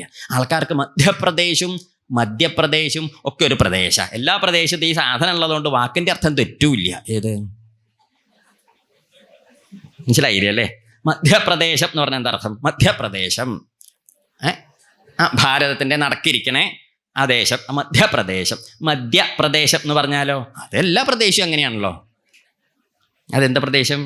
വല്ലവർക്കും വല്ലതും മനസ്സിലായോ? നേരാമണ്ണ അക്ഷരം പറയുന്നവർക്കൊക്കെ മനസ്സിലായിട്ടുണ്ട്. വല്ലാത്തവർക്ക് എന്ത് എല്ലാം മധ്യപ്രദേശം പറഞ്ഞാൽ കള്ളിൻ്റെ നാട് നല്ല അർത്ഥം. അത് അറിവുള്ളവർ, ചിന്തിക്കണവർക്ക്, ഭാഷയിലൊക്കെ ഇത്തിരി കഥയുള്ളവർ ഇങ്ങനെ പറഞ്ഞാൽ സമ്മതിക്കില്ല. അപ്പം നമ്മുടെയൊക്കെ നാട്ടിൽ അങ്ങനെയൊക്കെയാണ് പറയുക. ശ്രീകൃഷ്ണൻ ശ്രീരാമൻ അല്ലാണ്ട് ശ്രീകൃഷ്ണനും ശ്രീരാമനും ഉള്ളവരുണ്ടോ? കുട്ടികളെയൊക്കെ അത് പഠിപ്പിച്ചാൽ നമുക്ക് ഇങ്ങനെ പ്രായമായത്. എന്താ ഒരക്ഷരം നേരെ പറയില്ല. ശ്രീകൃഷ്ണനല്ല ശ്രീകൃഷ്ണനാണ്. ശ്രീ പ്രസ്രവണം അത് വേറെ അക്ഷരേ. ഇതൊക്കെ അറിയുന്നവർ പണ്ടൊക്കെ കാരണവന്മാർ തിരുത്തി കൊടുക്കും. അപ്പം ആർക്കപ്പം എനിക്ക് നേരമുള്ളത്? തിരുത്തിയാൽ കേൾക്കാൻ ഇത് പലകയും പിടിച്ച് നടക്കല്ലേ തോണ്ടിയിട്ട്. ആര് പറഞ്ഞു കൊടുക്കാണ്ടോ? പറഞ്ഞു കൊടുക്കണവരുടെയും കയ്യിൽ ഇത് തന്നെയാണ്, കേൾക്കണവൻ്റെ 2 കയ്യിലും ഇത് തന്നെയാണ്. പിന്നെ എന്ത് ചെയ്യൂല്ലേ? ആർക്കെങ്കിലും ഒരാൾക്ക് കയ്യൊഴിവ് വേണ്ടേ? ഇത് ധൃതിയല്ലേ? എന്തിനാ ആർക്കാ ഇഷ്ടമുള്ളത്? എന്തോ അങ്ങനെ പോണു. പറഞ്ഞതിൻ്റെ അർത്ഥം മനസ്സിലാവുന്നില്ലേ? അപ്പം ഇവിടെ ഉദാത്തം എന്ന് പറഞ്ഞാൽ അതിന് ഭാഷ ഉച്ചൈര് ഉദാത്ത, നീച്ചൈര് അനുദാത്ത അങ്ങനെയൊക്കെ പറയും. സമാഹാര സ്വരിത എന്നൊക്കെ പാണിനി നിയമം പറയും. അതായത് ഈ സ്വരത്തിൻ്റെ ഓരോന്ന് ഉച്ചരിക്കുമ്പോൾ ഉണ്ടാവണ വർണ്ണോച്ചാരണത്തിൻ്റെ ഏത് ഭാഗത്തിന് ഊന്നൽ കൊടുത്തിട്ടാണ് ഈ ശബ്ദം പുറത്തേക്ക് വരണേന്നുള്ളതിൻ്റെ ഗതിക്ക് അനുസരിച്ചിട്ടാണ് ഈ സ്വരങ്ങളെ കണക്കാക്കിയത്. അപ്പോൾ ഉദാത്ത സ്വരം ധൃതി കൂടിയപ്പം അനുദാത്തായി. അപ്പം ഇന്ദ്രശത്രോ എന്നാണ്. ശ്രദ്ധിച്ച് കേൾക്കണം, എനിക്ക് മനസ്സിലാവില്ല കേട്ടോ. ഇന്ദ്രശത്രോ എന്ന് പറഞ്ഞാൽ അർത്ഥം ഇന്ദ്രസ്യ ഇന്ദ്രശത്രോ തൽ സമ്പുദ്ധൗ ഇന്ദ്രശത്രോ എന്നാണ്. ഇന്ന് മനസ്സിലായില്ലല്ലോ, പേടിക്കണ്ട, പറഞ്ഞുതരാം. ഇന്ദ്രസ്യ ശത്രു, ഇന്ദ്രൻ്റെ ശത്രു എന്നാണ്. എന്താണ് ഇന്ദ്രൻ്റെ ശത്രു? ഈ ശത്രു എന്നുള്ള വാക്കിൻ്റെ അർത്ഥം എന്താണെന്നറിയൂ? എന്താ ശത്രു എന്നുള്ള വാക്കിൻ്റെ അർത്ഥം? മലയാളത്തിൽ എന്താ? മലയാളത്തിൽ വടക്കേല നാരായണ ശത്രു, ഞങ്ങളുടെ അമ്മൂട്ടിയമ്മ ശത്രുവാണ്, കമലാക്ഷിയമ്മ ശത്രു, ശത്രു ഒക്കെ ശത്രുക്കളാ പറയും. ശത്രു എന്ന് പറഞ്ഞാൽ നമ്മൾ മലയാളത്തിൽ പറഞ്ഞ അർത്ഥമല്ല കേട്ടോ. ശത്രു എന്നുള്ള വാക്കിന് സംസ്കൃതത്തിൽ അർത്ഥം ശത്രു ശാതയിത എന്നാണ്. ശാതയിത പറഞ്ഞാൽ കൊല്ലണോൻ എന്നാണ്. നീ സൂക്ഷിച്ച് പറഞ്ഞോളൂ. ശത്രു എന്നുള്ള വാക്കിന് സംസ്കൃത ഭാഷയിൽ അർത്ഥം എന്താണെന്നറിയോ? നമ്മളെ കൊല്ലാൻ നടക്കണവൻ്റെ പേരാണ് എന്ത് ആണ്. അപ്പൊ എങ്ങനെയുണ്ട്? നമ്മൾ ശത്രു എന്നൊക്കെ പറഞ്ഞാൽ വല്ല അതിർത്തി തർക്കമൊക്കെ ഉണ്ടെങ്കിൽ ആ ശത്രു എന്ന് പറയാം. കണ്ടാ മിണ്ടാത്തോനെയും അതിൽ കൊല്ലാൻ നടക്കണമെന്നല്ല, രാവിലെ പണിക്ക് പോകണവൻ, എന്നാലും നമ്മൾക്ക് ശത്രുവാ. കാരണം എന്താ? അപ്പൊ അങ്ങനെയുള്ളവർ ശത്രു ആവില്ല. ശത്രു വെച്ചാൽ കൊല്ലണവൻ. അപ്പൊ ഇന്ദ്രസ്യ ശത്രു എന്ന് പറഞ്ഞ അർത്ഥം എന്താ? ഇന്ദ്രന്റെ ശത്രു എന്ന് വെച്ചാൽ എന്താ അർത്ഥം? ഇന്ദ്രനെ കൊല്ലേണ്ടവൻ ഇതപ്പ ഇവിടുന്ന് വർദ്ധിക്കട്ടെ എന്ന്. എവിടുന്ന്? ഈ ഹോമകുണ്ടത്തുനിന്ന് വർദ്ധിച്ചു വരട്ടെ എന്നാ ഇന്ദ്രനെ കൊല്ലേണ്ടവൻ ഈ ഹോമകുണ്ടത്തുനിന്ന് വർദ്ധിക്കട്ടെ എന്നാണ് ആരുദ്ദേശിച്ചത്? തൊഷ്ടാവ് ഉദ്ദേശിച്ചത്. പക്ഷെ ചൊല്ലി വന്നപ്പോൾ സ്വരം പഴച്ചപ്പോൾ എന്തായി? ഇന്ദ്രസ്യ ശത്രു എന്നുള്ളത് ഷഷ്ഠി തൽപുരുഷൻ സമാസാണ്. അങ്ങനെ പറയേണ്ടിരുന്ന പേടിക്കണ്ട വെച്ചിട്ട് അത് മാറിപ്പോയി. അത് മാറിയിട്ട് എന്തായിട്ട് തീർന്നു? അത് ബഹുവ്രീഹി അനുദാത്തായി. ഇപ്പം എന്തായിട്ട് മാറി? ബഹുവ്രീഹി ചെന്തർത്ഥം? ഇന്ദ്രസ്യ ശത്രു എന്നുള്ളത് പോയിട്ട് ഇന്ദ്രൻ ശത്രുവായിട്ടുള്ളവൻ ആരോ അവൻ ബഹുവ്രീഹിയെ. സംഗതി മാറിപ്പോയി. ഇന്ദ്രൻ ശത്രുവായിട്ടുള്ളവൻ ആരോ അവൻ എന്ന് പറഞ്ഞ ആരാണ്? പിയ ഉണ്ടാവാൻ പോണൻ. അപ്പൊ ഇന്ദ്രൻ ഇവന്റെ ശത്രു എന്നായില്ലേ? മനസ്സിലായില്ല. ഇന്ദ്രന്റെ ശത്രു എന്ന് പറഞ്ഞാൽ ഇന്ദ്രനെ കൊല്ലണവൻ. ഇന്ദ്രൻ ശത്രുവായിട്ടുള്ളവൻ ആരാ? ഇപ്പം ഇവിടെ ഉണ്ടാവണം എന്ന് കണക്കാക്കിയിട്ടുള്ള ഉണ്ണി. അപ്പൊ ഇന്ദ്രൻ ആരാണ്? ഇവന്റെ ശത്രുവാണ് എന്ന് വെച്ചാൽ എന്താ അർത്ഥം? ഇന്ദ്രൻ ഇവനെ കൊല്ലുന്നായി. സംഗതി പെശകായി. ഉദ്ദേശിച്ചതിനേക്കാളും ഉദ്ദേശിച്ചത് വേറെ, പറഞ്ഞു വന്നപ്പം കിട്ടിയത് വേറെ. അർത്ഥം മാറിയില്ലേ? അതങ്ങനെ ഈ സ്വരം എന്നൊക്കെ പറഞ്ഞാലേ മനസ്സിലായില്ലേ? ചില ഇപ്പം നമ്മുടെ ഭാഷയിലും സ്വരങ്ങളൊക്കെ പ്രത്യേകതയുണ്ട്.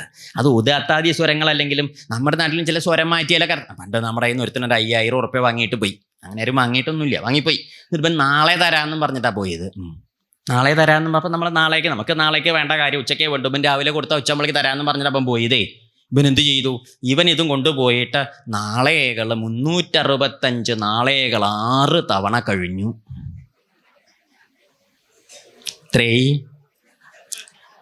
കണക്കൊക്കെ ശരിയല്ലേ? അതന്നെ. നമ്മളെ കാണുമ്പോൾ ഇവൻ ഓട്ടോറിക്ഷ കയറി പോകും, നമ്മൾ ഓട്ടോറിക്ഷ വരുമ്പോൾ ബസ് കയറി പോകും, ബസ്സിൽ വരുമ്പോൾ ഇങ്ങനെ ഒഴിഞ്ഞു മാറി നടന്ന് ഇതൊക്കെ ഇവനെ കിട്ടാനൊരു നിവൃത്തിയില്ലാണ്ട് ഒരു ദിവസം നമ്മളിങ്ങനെ വരുമ്പോൾ ഇവനെ ആ മുറിയിൽ ഇങ്ങനെ നിൽക്കണ്ട്. ആ മുറിക്കകത്ത് ഒരു വാതിലേ ഉള്ളൂ. ഭാഗ്യം. നമ്മൾ ആ മുറിയുടെ വാതിൽക്കൽ അവിടെ നിന്നിട്ട് ഇവനോട് പറഞ്ഞു, താൻ 5000 ഉറുപ്പ്യ തരാണ്ട് ഇവിടുന്ന് പോവും. അതിൻ്റെ അർത്ഥം എന്താ? മലയാളികൾ തന്നെയല്ലേ? അതിൻ്റെ അർത്ഥം എന്താ? എന്താ ആരും മിണ്ടാത്തത്? ആ പറഞ്ഞ വാചകത്തിൻ്റെ അർത്ഥം എന്താ? പൂവില്ല എന്നല്ലേ? പൂവില്ല എന്നല്ലേ അതിൻ്റെ അർത്ഥം? എന്നാ ചോദിക്കട്ടെ, ഈ പോവും സമം പോവില്ല എന്നർത്ഥം പറഞ്ഞ ഡിക്ഷണറി അതാ. അതും കൂടി പറഞ്ഞിട്ട് പോയാൽ മതി. അങ്ങനെ പോകാൻ പറ്റില്ല. അങ്ങനെ തോന്നിയതൊക്കെ പറഞ്ഞ് പോകാൻ പറ്റുന്നു അതില്ല. പ്രമാണം പറയേണ്ട പറ്റില്ല. പോവും സമം പോവില്ല എന്ന് ഏതെങ്കിലും നിഘണ്ടൂലർത്ഥമുണ്ടോ? ശബ്ദധാരാവലിയിലുണ്ടോ? വേറെ ഏതെങ്കിലും നിഘണ്ടൂലുണ്ടോ? ഇല്ല. പക്ഷെ കേട്ടവർക്കൊക്കെ എന്ത് മനസ്സിലായി?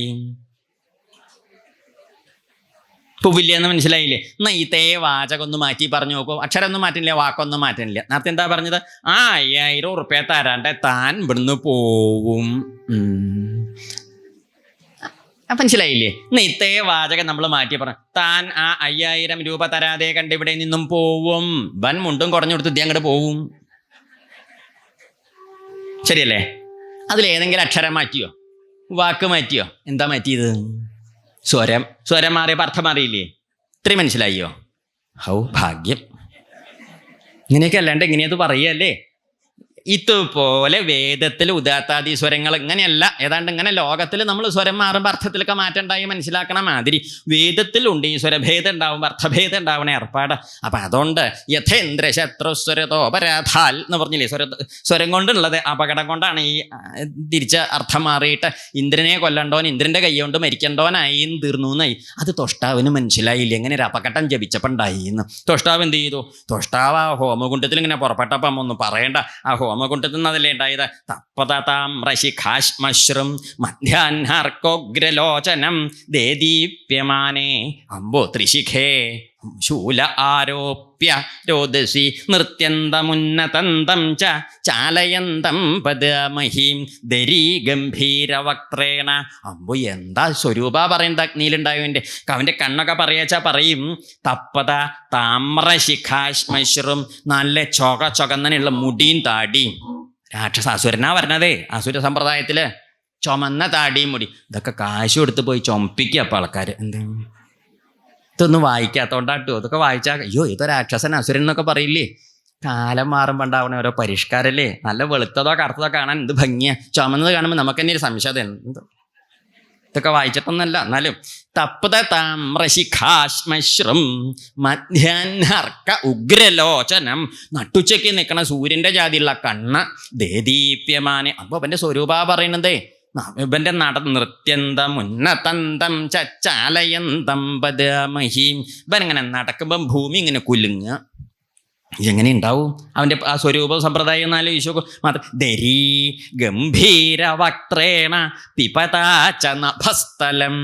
ദരീ വായ ഇങ്ങോട്ട് തുറന്നാലേ അമ്പോ ഒരറ്റം ഇവിടെയും ഒരറ്റ അവിടെയും. അന്തരീക്ഷത്തിന് ഇങ്ങനെ മുഴുങ്ങാൻ തോന്നുന്നു. അപ്പം എങ്ങനെയുള്ള വായാവില്ലേ അമ്പോ. ആലോചിച്ചൊക്കെ ആ വായൊക്കെ കണ്ടാൽ പേടിയാവില്ലേ. അങ്ങനെയുള്ള വലിയ വായും സ്വരൂപം സമ്പ്രദായമൊക്കെ ആയിട്ട് ഒരുത്തം ഇങ്ങോട്ട് വന്നു. ഇവനെയാണ് എന്ത് വിളിക്കണത്? വൃത്രൻ എന്നാ പറയാ. എന്താ പറയാ? നാവുകൾ കണ്ട നോക്കിക്കോളൂ. എന്താ പേര്? വൃത്രൻ എന്നാണ് പേര്. ഇവന് വൃത്രാസുരൻ എന്നും പറയും. വാസ്തവത്തിൽ ജാതി കൊണ്ട് ഇവൻ എന്തല്ല, അസുരനല്ല. ഈ തൊഷ്ടാവിൻ്റെ മകനല്ലേ. തൊഷ്ടാവ് അസുരനാണോ? ദേവനല്ലേ. ഇപ്പൊ ദേവന്റെ മകൻ ദേവനല്ലേ ആവാൻ വഹിക്കൂ. ശരിയല്ലേ അത്? പക്ഷെ ഇവിടെ ഇപ്പം എന്താ ഇവൻ അസുരനായി നല്ല അവൻ്റെ സമ്പ്രദായം കൊണ്ട് അവൻ അസുരനായത്. എന്താ വെച്ചാൽ അതിപ്പോൾ നമ്മുടെ ഇന്നത്തെ ഭാഷയിൽ പറഞ്ഞാൽ അസുരനല്ലെങ്കിലും ഈ ദേവന്മാരുടെ ഭാഗത്തു നിന്ന് പുറപ്പെട്ട റിബല. എന്താണ് റിബൽ എന്ന് കേട്ടിട്ടില്ലേ? റിബൽ ചെന്തർത്ഥം അത് കേട്ടിട്ടില്ലേ? ഇപ്പോൾ കേൾക്കാത്ത ആൾക്കാരുണ്ടാവുമോ? നമ്മുടെ പാർട്ടിയിലിരുന്ന് നമ്മുടെ പാർട്ടിക്ക് തെറി വിളിക്കണവൻ്റെ പേരാണ് എന്ത്? ആണ് റിബലിൻ്റെ ലക്ഷണം. എന്താ? നമ്മുടെ പാർട്ടിയിലേക്ക് ഇവിടെ ചോറുണ്ണ ഇവിടെ തന്നെ പായയും കിടക്കയും കോശരിയൊക്കെ ഇവിടെ തന്നെ, മുണ്ട് വലിക്കണതും ഇവിടെ തന്നെ ഒക്കെ ഇവിടെയാണ്. പക്ഷേ ഇവിടേക്ക് തന്നെ തെറിയും പറയും. തെറി പറയേണ്ടത് എവിടേക്കാ? അപ്പുറത്തേക്കാ പറയേണ്ടത്. പക്ഷെ അങ്ങോട്ട് പറയില്ല, ഇവിടെ തന്നെ പറയും. ഇവൻ എന്താ ഗുണം ചോദിച്ചാൽ ഇവിടെ ഉള്ളവരും ഇവനെ ജയിപ്പിക്കും, അവിടെ ഉള്ളവരും ജയിപ്പിക്കാൻ കൂടും. എന്താ കാരണം? എന്നാലല്ലേ ഇവിടുത്തെ അടുക്കളയത്തേത് ഇവൻ്റെ വായെ കൂടി പുറത്തേക്ക് കിട്ടുള്ളൂ. മനസ്സിലാവണില്ലേ? അപ്പം അതാ അങ്ങനെ ഇവൻ എന്ത് ചെയ്യും? അസുരന്മാരുടെ പക്ഷക്കാരനായിട്ട് മാറി ദേവന്മാരുടെ പക്ഷത്തുനിന്ന് വന്നു. അസുരന്മാരെല്ലാവരും ആരുടെ കൂടെ കൂടി? ഈ വൃത്രൻ്റെ കൂടെ ഇങ്ങോട്ട് കൂടി. വൃത്രൻ എന്തേ ചെയ്തു വെച്ചാൽ ഈ ഭീകര സമ്പ്രദായമൊക്കെ ആയിട്ട് നേരെ ഇങ്ങോട്ട് വന്നു. അപ്പോഴേക്കതാ ദേവന്മാരെല്ലാവരും കലശല കൂട്ടി. എന്താ വേണ്ടു? നിശ്ചല്യുണ്ട്. എവിടേക്കാ പോവുക? വർണ്ണ സാധന ജാതിയാണേ. ഈ ജാതി സ്വരൂപം ഭീകര സ്വരൂപം ആകാശം മുട്ടണേ കാട്ടാള സ്വരൂപമായിട്ട് ഒരുത്തൻ ഇങ്ങനെ വരുന്നു. അവൻ്റെ പിമ്പിലാണെങ്കിൽ ആരൊക്കെ ഉണ്ട്? അസുരന്മാരും അങ്ങോട്ട് കൂടി. ഇനിയിപ്പോൾ ഒന്നും പറയണ്ടല്ലോ. ദേവേന്ദ്രൻ നേരെ ഓടി എവിടേക്ക്? ഭഗവാനെ രക്ഷിക്കണേ രക്ഷിക്കണേ രക്ഷിക്കണേ എന്ന് പറഞ്ഞിട്ട് തൊഴുതു. ഭഗവാൻ പറഞ്ഞു, ഇന്ദ്ര നിന്നെ രക്ഷിക്കാൻ നിവൃത്തിയില്ല. എന്താ കാരണം? നിന്റെ ആദ്യത്തെ ഗുരുനാഥനെ നീയെ നിന്ദിച്ചു കൊന്നു, രണ്ടാമത്തെ ഗുരുവിനെ വെട്ടിയിട്ടും കൊന്നു. രണ്ടിനെയും കൊല്ലന്നെയാണ് ഉണ്ടായത്. അത് ഈ ഗുരുനാഥന്മാരൊക്കെ കൊല്ലാനൊരു എളുപ്പ വഴി ഉണ്ട് കേട്ടോ, പറഞ്ഞുതരാം. കൊല്ലാനല്ല, അബദ്ധത്തിൽ കൊല്ലാണ്ടിരിക്കാനാണെന്ന് മനസ്സിലായിരുന്നല്ലേ കൊല്ലാണ്ട പോലീസ് നമ്മൾ ഇടയ്ക്കിടയ്ക്ക് കൊല്ലില്ലേ? പറയും ഗുരുനാഥന്മാരെ മഹാഭാരതത്തിൽ പറയും, ഗുരുവിനെ നീ എന്നൊരു മൊഴി ചൊന്നാൽ ഗുരുവധം ചെയ്ത ഫലം വരുമല്ലോ. എന്താ? ഗുരുവിനെ നീ എന്നൊരു മൊഴി ചൊന്നാൽ, ഗുരുനാഥനെ നീ എന്ന് വിളിച്ചാൽ മതി, പേര് വിളിച്ചാലും മതി. എന്താവും? കൊന്ന ഫല. അമ്പോ വല്ലാത്ത കാര്യം തന്നെയാണ്. ഗുരുവിനെ നീ എന്നും പറയാൻ പാടില്ല, പേരൊന്നും. അതാണ് ആത്മനാമ ഗുരോർനാമ നാമാതി കൃപണസ്വേച്ച. അതൊന്നും പറയാൻ പാടില്ല എന്ന്. ശ്രേയസ് കാമോ എന്ന് ചെയ്യാൻ, ശ്രേയസ് ഉണ്ടാവണം, നന്മ ഉണ്ടാവണം എന്ന് വിചാരിക്കണവര് ഒന്നും പറയാൻ പാടില്ല. നമ്മുടെ പേര് നമ്മൾ ഇടയ്ക്കിടയ്ക്ക് പറയരുത്. നമ്മുടെ പേര് നമുക്ക് പറയാനോ നാട്ടുകാർക്ക് പറയാനോ എന്തിനാ നമുക്ക് പേരിട്ടത്? എന്താരും ഉണ്ടാത്തത്? നമ്മൾക്ക് പേരിട്ടത് എന്തിനാ? ഗോവിന്ദൻ കുട്ടിയെ എണ്ണീട്ടോളോ എന്ന് പറഞ്ഞിട്ട് നമ്മൾ എണീക്കുക. ഗോവിന്ദൻ കുട്ടിയെ നടന്നോളൂ, ഗോവിന്ദൻ കുട്ടിയെ. അങ്ങനെ നമുക്ക് നമ്മളോട് വല്ല കാര്യം ചെയ്യണമെങ്കിൽ നമ്മളോട് പറയണോ? പിന്നെ നമ്മൾ ഈ പറയുന്നത് ആര്? മറ്റുള്ളവരെ അപ്പട്ടാ ഗോവിന്ദൻ കുട്ടിയെ നാനക്കുട്ടാ കുഞ്ഞോട്ടാ എന്നൊക്കെ മറ്റുള്ളവരെയല്ലേ വിളിക്കുന്നത്. നമ്മുടെ പേര് നമ്മൾ വിളിക്കാറുണ്ടോ? അപ്പം നമ്മുടെ പേര് ആർക്കല്ല? ഇതൊക്കെ ഇപ്പം ആദ്യമല്ലേ മനസ്സിലാക്കണത്? ഇതാദ്യമല്ല, ഇത് പണ്ടെങ്ങനെയാണ് നമ്മൾക്ക് പേരിട്ടത്? നമുക്ക് നമ്മളെ വിളിക്കാനല്ല, നാട്ടുകാർക്ക് നമ്മളെ വിളിക്കാൻ. അവരിപ്പോൾ അതൊന്നും വിളിക്കാത്തതിൻ്റെ കാരണം സമ്പ്രദായം നല്ലാത്തതുകൊണ്ടാണ്. അവർക്ക് വായി തോന്നിയ പേര് വിളിക്കണതല്ലേ. ആളുകൾ കുറെ കുറ്റപ്പേരൊക്കെ ഇട്ട് വിളിക്കില്ലേ. കാരണം എന്താ വെച്ചോ, ഇട്ട പേരൊരു ഭംഗിയില്ല എന്ന് തോന്നിയോട്ട് നാട്ടുകാരെന്ത് ചെയ്യും? അങ്ങനെയൊക്കെയാണ് ഈ രണ്ടാം പേരൊക്കെ ഉണ്ടാവണതേ. അപ്പം അതൊക്കെ ഇല്ലാണ്ട് നോക്കുക, പേരിനനുസരിച്ച ഭംഗിയൊക്കെ പറഞ്ഞതിൻ്റെ അർത്ഥം എന്താ വെച്ചാൽ അപ്പോൾ അതുകൊണ്ട് നമ്മൾ നമ്മുടെ പേരിടയ്ക്കിടയ്ക്ക് ഇങ്ങനെ പറയരുത്. അപ്പം നമ്മൾ നമ്മുടെ പേരിനെ ഇടയ്ക്കിടയ്ക്ക് പറയുന്നു വെച്ചാൽ അതിൻ്റെ അർത്ഥം നമുക്ക് എന്തുണ്ടെന്നാണ്? അഹന്ത ഉണ്ടെന്ന്. ചിലർ പറയില്ലേ, അന്ന് ആ സമയത്ത് ഈ ഗോയിന്നംകുട്ടി അന്ന് ഇല്ല വെച്ചാൽ ഇവൻ ഗോയിന്നംകുട്ടിയാണെന്നുള്ളത് ആ നാട്ടിൽ എല്ലാവർക്കും വെച്ചാൽ പിന്നെ ഇവൻ ഈ പറഞ്ഞിങ്ങനെ ചൂണ്ടുമ്പോൾ അതിൻ്റെ അർത്ഥം എന്താ? ഞാനൊരു വലിയ ഉണ്ട് അഹമ്മദിയ, അതൊക്കെ അഹമ്മദിയ. അപ്പം അങ്ങനെ നമ്മൾ പറയാൻ പറഞ്ഞൊക്കെ ഇതൊന്നും നിശ്ചയില്ലാണ്ട് ആൾക്കാർ ഇതൊക്കെ വലിയ മഹിമയച്ചിട്ട് ഇങ്ങനെ അങ്ങനെ നിന്ന് പറയുന്നത് കേട്ടിട്ടില്ലേ? ഇടയ്ക്കൊക്കെ ഭാഗവതമൊക്കെ പഠിച്ചോളൂട്ടോ, ഇല്ല എന്തെങ്കിലുമൊക്കെ ചെയ്തു പോകും. എന്താ അങ്ങനെ അന്തല്യായൊക്കെ. അപ്പം ആത്മനാമ, ഗുരോർനാമ, ഗുരുനാഥൻ്റെ പേര് പറയാൻ പാടില്ല. നമ്മുടെ ഗുരുനാഥൻ്റെ പേര് നമ്മുടെ ഗുരുനാഥൻ എന്നേ പറയാവൂ, പേര് പറയാൻ പാടില്ല. പറഞ്ഞാലും ഈ പാപണ്ടെന്നാ പറയുക. നാമ അതികൃപണസ്യച്ച, അത്യന്തം ദുഷ്ടനായ ആളുടെ പേരും പറയാൻ പാടില്ല. ആ വാസന സംസ്കാരം ഉണ്ടാവേണ്ട വെച്ചിട്ടേ പറയാൻ പാടില്ല. ഇവിടെ നീ നിൻ്റെ ആദ്യത്തെ ഗുരുവിനെ നീ നിന്ദിച്ചു കൊന്നു, രണ്ടാമത്തെ ഗുരുവിനെ വെട്ടിയിട്ടും കൊന്നു. അതും കുട്ടികൾക്കൊക്കെ പറഞ്ഞു കൊടുക്കണം കേട്ടോ. നമ്മളൊക്കെ നാട്ടിലൊക്കെ കണ്ടില്ലേ, എന്തല്ലേ ഗുരു, എന്തൊരു കഥയില്ല അങ്ങോട്ടും ഇങ്ങോട്ടൊക്കെ. ആ ഭാവങ്ങളൊക്കെ നമ്മുടെ ഇടയിൽ ഇപ്പം. പണ്ടൊക്കെ നമ്മുടെ ഗുരുനാഥന്മാരെ കണ്ടാൽ ഒരു ബഹുമാനം ഭക്തി അങ്ങനെയൊക്കെ ഉണ്ടായിരുന്നില്ലേ? ഇപ്പം അങ്ങനെയൊന്നും ഇല്ല. അങ്ങനെയൊന്നുമില്ല, ഒന്നുമില്ലേ. അപ്പം അത് കുട്ടികളുടെ ചുണ്ടിൻ്റെ മുകളിൽ നിന്ന് വീട് ഇങ്ങോട്ട് കത്തിച്ച് വാങ്ങണ മാഷന്മാരാണ്. താനെന്നാ പറഞ്ഞേക്ക് ഒന്ന് കത്തിക്കട്ടെ, രണ്ടാൾ കൂടി ഇങ്ങോട്ട് പോയി. എന്തല്ല അപ്പം ആ ഒരു സമത്വ സുന്ദരമായ കാലം, എന്താ വല്ലാത്ത ജാതി. അങ്ങനെയൊന്നും പാടില്ല. അത് വെറുതെ പറയാ തോന്നുന്നു. പണ്ട് ഏതൊരു അമ്പലത്തേക്ക് പോകുമ്പോൾ കുട്ടികളിങ്ങനെ പോകണ്ട ത്രശിക്കുള്ളൂ. കണ്ടാലൊക്കെ ഒരു 1, 2, 3, 5, 6 ക്ലാസ്സിൻ്റെ ഒക്കെ വലിപ്പമുള്ള അതിൻ്റെ നാവൊക്കെ MA കഴിഞ്ഞ് PhD കഴിഞ്ഞ് നിൽക്കുക. ആകൃതി ഇത്രയേ ഉള്ളൂ. പോകുമ്പോൾ ഒരുത്ത മറ്റോണ്ട് ചോദിക്കുക, എടോ ഗോവിന്ദൻകുട്ടി വന്നിട്ടുണ്ടോ എന്ന്. അപ്പം നമ്മൾ ക്ലാസ് ലീഡറാണെന്നാണ് വിചാരിച്ചത് ഗോവിന്ദൻകുട്ടിയെ. നോക്കിയപ്പോഴല്ലേ ക്ലാസ് ലീഡർ ഹെഡ് മാഷാണേ. ഇവൻ്റെ അച്ഛൻ്റെ ഏട്ടനെയൊക്കെ പഠിപ്പിച്ച ആളാണ് ആര്? ഗോവിന്ദൻകുട്ടി മാഷ്. ഈ മാർച്ചിലെ വിളക്ക് വാങ്ങിയത്. എന്ത് വിളക്ക് വാങ്ങാൻ പറഞ്ഞാൽ മനസ്സിലാവില്ല അല്ലേ? അതൊക്കെ അത്ര മനസ്സിലായാൽ മതി. അങ്ങനത്തെ ഗോവിന്ദൻകുട്ടി മാഷെ. അപ്പം എന്ത് ഗോവിന്ദൻകുട്ടി എങ്ങനെ നേരെയാവാനല്ലേ പറഞ്ഞു കൊടുക്കണം, എങ്ങനെ ചെയ്യാൻ പാടില്ല എന്നും ഇല്ലേ? അല്ല വിഷയക്ക് വെറുതെ നേരെയാവാൻ. നമ്മുടെ നാട്ടിൽ ശ്രദ്ധിക്കണം കേട്ടോ. നമ്മളിപ്പോൾ ധാരാളം സൽക്കർമ്മങ്ങളൊക്കെ ചെയ്യുന്നുണ്ട് ഇല്ലേ? പണ്ടത്തേനേക്കാളും. പണ്ടൊക്കെ എപ്പോഴെങ്കിലും അമ്പലത്തിൽ പോയിച്ചപ്പം 2 നേരം ചോറൊന്നും പോലെയാണ് പോണത്. എവിടേക്ക്? അമ്പലത്തേക്ക്. പണ്ടൊക്കെ ഭാഗവതം പുസ്തകം അങ്ങാടിയിൽ നിന്ന് കണ്ട ഓർമ്മയില്ല. ഇപ്പൊക്കെ നമ്മുടെ ഭൂമുഖത്ത് ഇങ്ങനെ വെച്ച് നമ്മൾ എന്നും കാണുക, തൊടുക, ജപിക്കുക, വായിക്കുക. എന്തൊക്കെ ജാതി കേമത്തരങ്ങളാ കൂടിയത് അല്ലേ? പണ്ടൊക്കെ എന്തെങ്കിലും ദിവസം കുളിച്ചത് ഓർമ്മയുണ്ട്. ഇന്ന് 3 നേരം കൂടി അങ്ങനെയൊന്നും ഇല്ലെങ്കിലും കുറേശ്ശൊക്കെ ഉണ്ടല്ലോ. എന്തൊക്കെ കേമത്തരങ്ങളാ പണ്ടത്തേനേക്കാളും കൂടിയത്. പക്ഷെ പണ്ടത്തേനേക്കാളും നന്മ കൂടിയോ കുറഞ്ഞോ? എന്തത്ര വേഗം ഉത്തരം വന്നത്? ഇന്ന് ആലോചിക്കാനുള്ള നേരമൊന്നും ഉണ്ടായില്ലല്ലോ ഇല്ലേ? പണ്ടത്തേനേക്കാളും സൗകര്യങ്ങൾ കൂടി, സമ്പ്രദായങ്ങൾ കൂടി, പല ജാതി ഏർപ്പാടുകൾ നമ്മുടെ ഇടയിൽ കൂടിയിട്ടുണ്ട്. പക്ഷേ നന്മകൾ കൂടിയോ കുറഞ്ഞോ? ശരിയല്ലേ? അപ്പം എന്താ വെച്ചാൽ നമുക്കതിൻ്റെ ഫലം വേണ്ട മാതിരി ഇങ്ങോട്ട് കിട്ടണില്ല കേട്ടോ. ഇതൊക്കെ ചെയ്യുമ്പോൾ ഇതിൻ്റെ ഒന്നും ഫലം, ധാരാളം ചെയ്യുമ്പോഴും ധാരാളം ഫലം, അധികം ഫലം എന്നൊക്കെ അല്ലേ പഠിച്ചത്.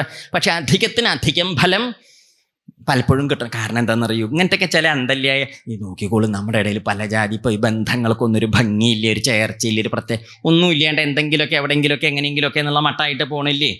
ശരിയല്ലേ? ഇത് എല്ലാറ്റിനും എല്ലാം ഉണ്ട്, പക്ഷെ ഒന്നിനൊന്നും ഇല്ല. ഭാര്യയല്ലേ? ഭർത്താവില്ലേ? മക്കളോ? ധാരാളം ഉണ്ട്.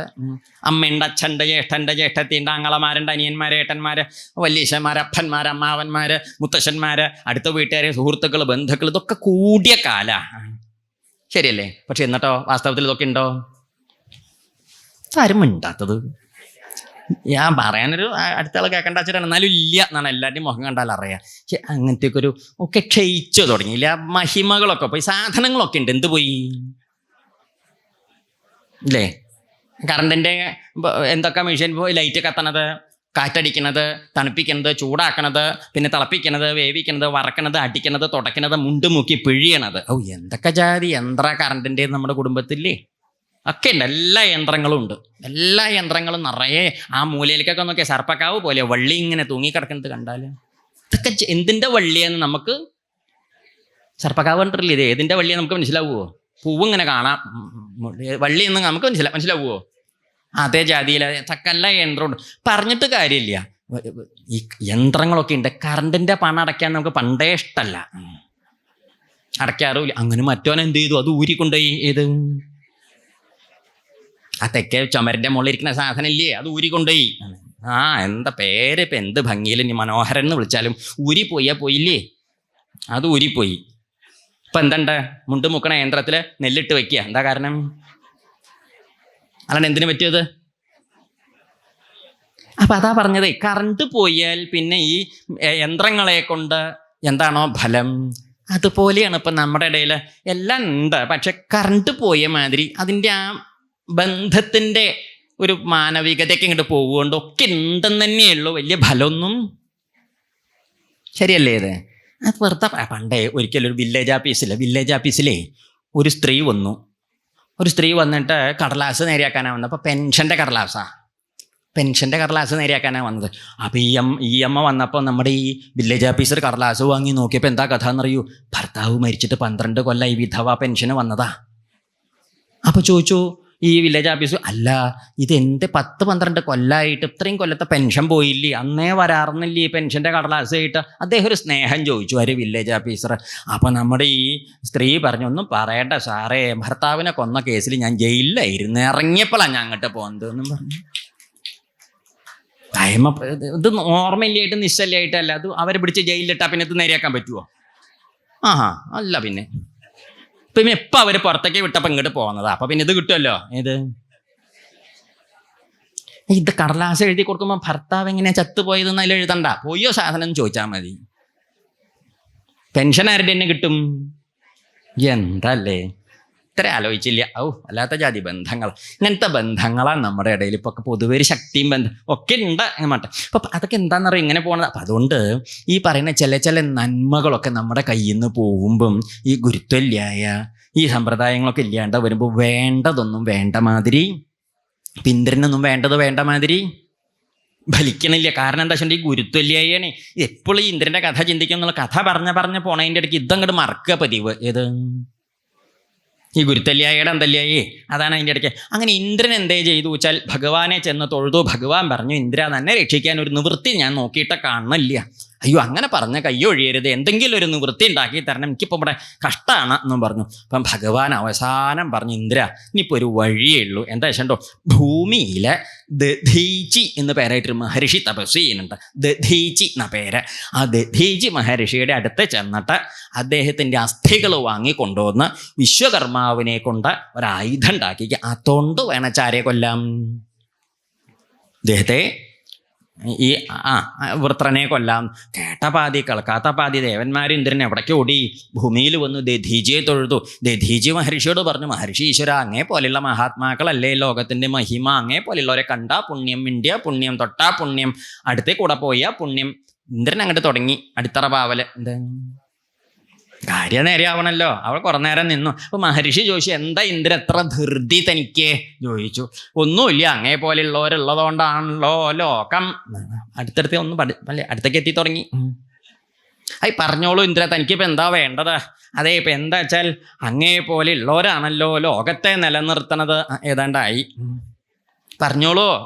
ഇന്ദ്രൻ അവസാനം പറഞ്ഞു, പരോപകാരാർത്ഥമിതം. ശരീരം ആരുടെ? അങ്ങേ പോലെയുള്ള ഒരു ശരീരം തന്നെ ധരിച്ചത് ലോകത്തിൻ്റെ നന്മയ്ക്കല്ലേ? ചോദിച്ചു. പറയൂ ഇന്ദ്ര. ഇന്ദ്രൻ പറഞ്ഞു, അങ്ങയുടെ അസ്ഥി വേണം. അതങ്ങോട്ട് പച്ചക്ക് അങ്ങോട്ട് പറഞ്ഞു. ജീവനുള്ള ഒരാളോടാ എന്ത് ചോദിക്കണത്? അസ്ഥി വേണമെന്ന്. ഇപ്പം നമ്മുടെയൊക്കെ മുമ്പിൽ വന്നു വല്ലൊരു അസ്ഥി ചോദിച്ചാൽ പിന്നെ ചോദിച്ചോൻ്റെ ദേഹത്ത് അത് ഉണ്ടാവുമോ? നമ്മൾ ഊരിയെടുക്കില്ലേ? ഇല്ലേ?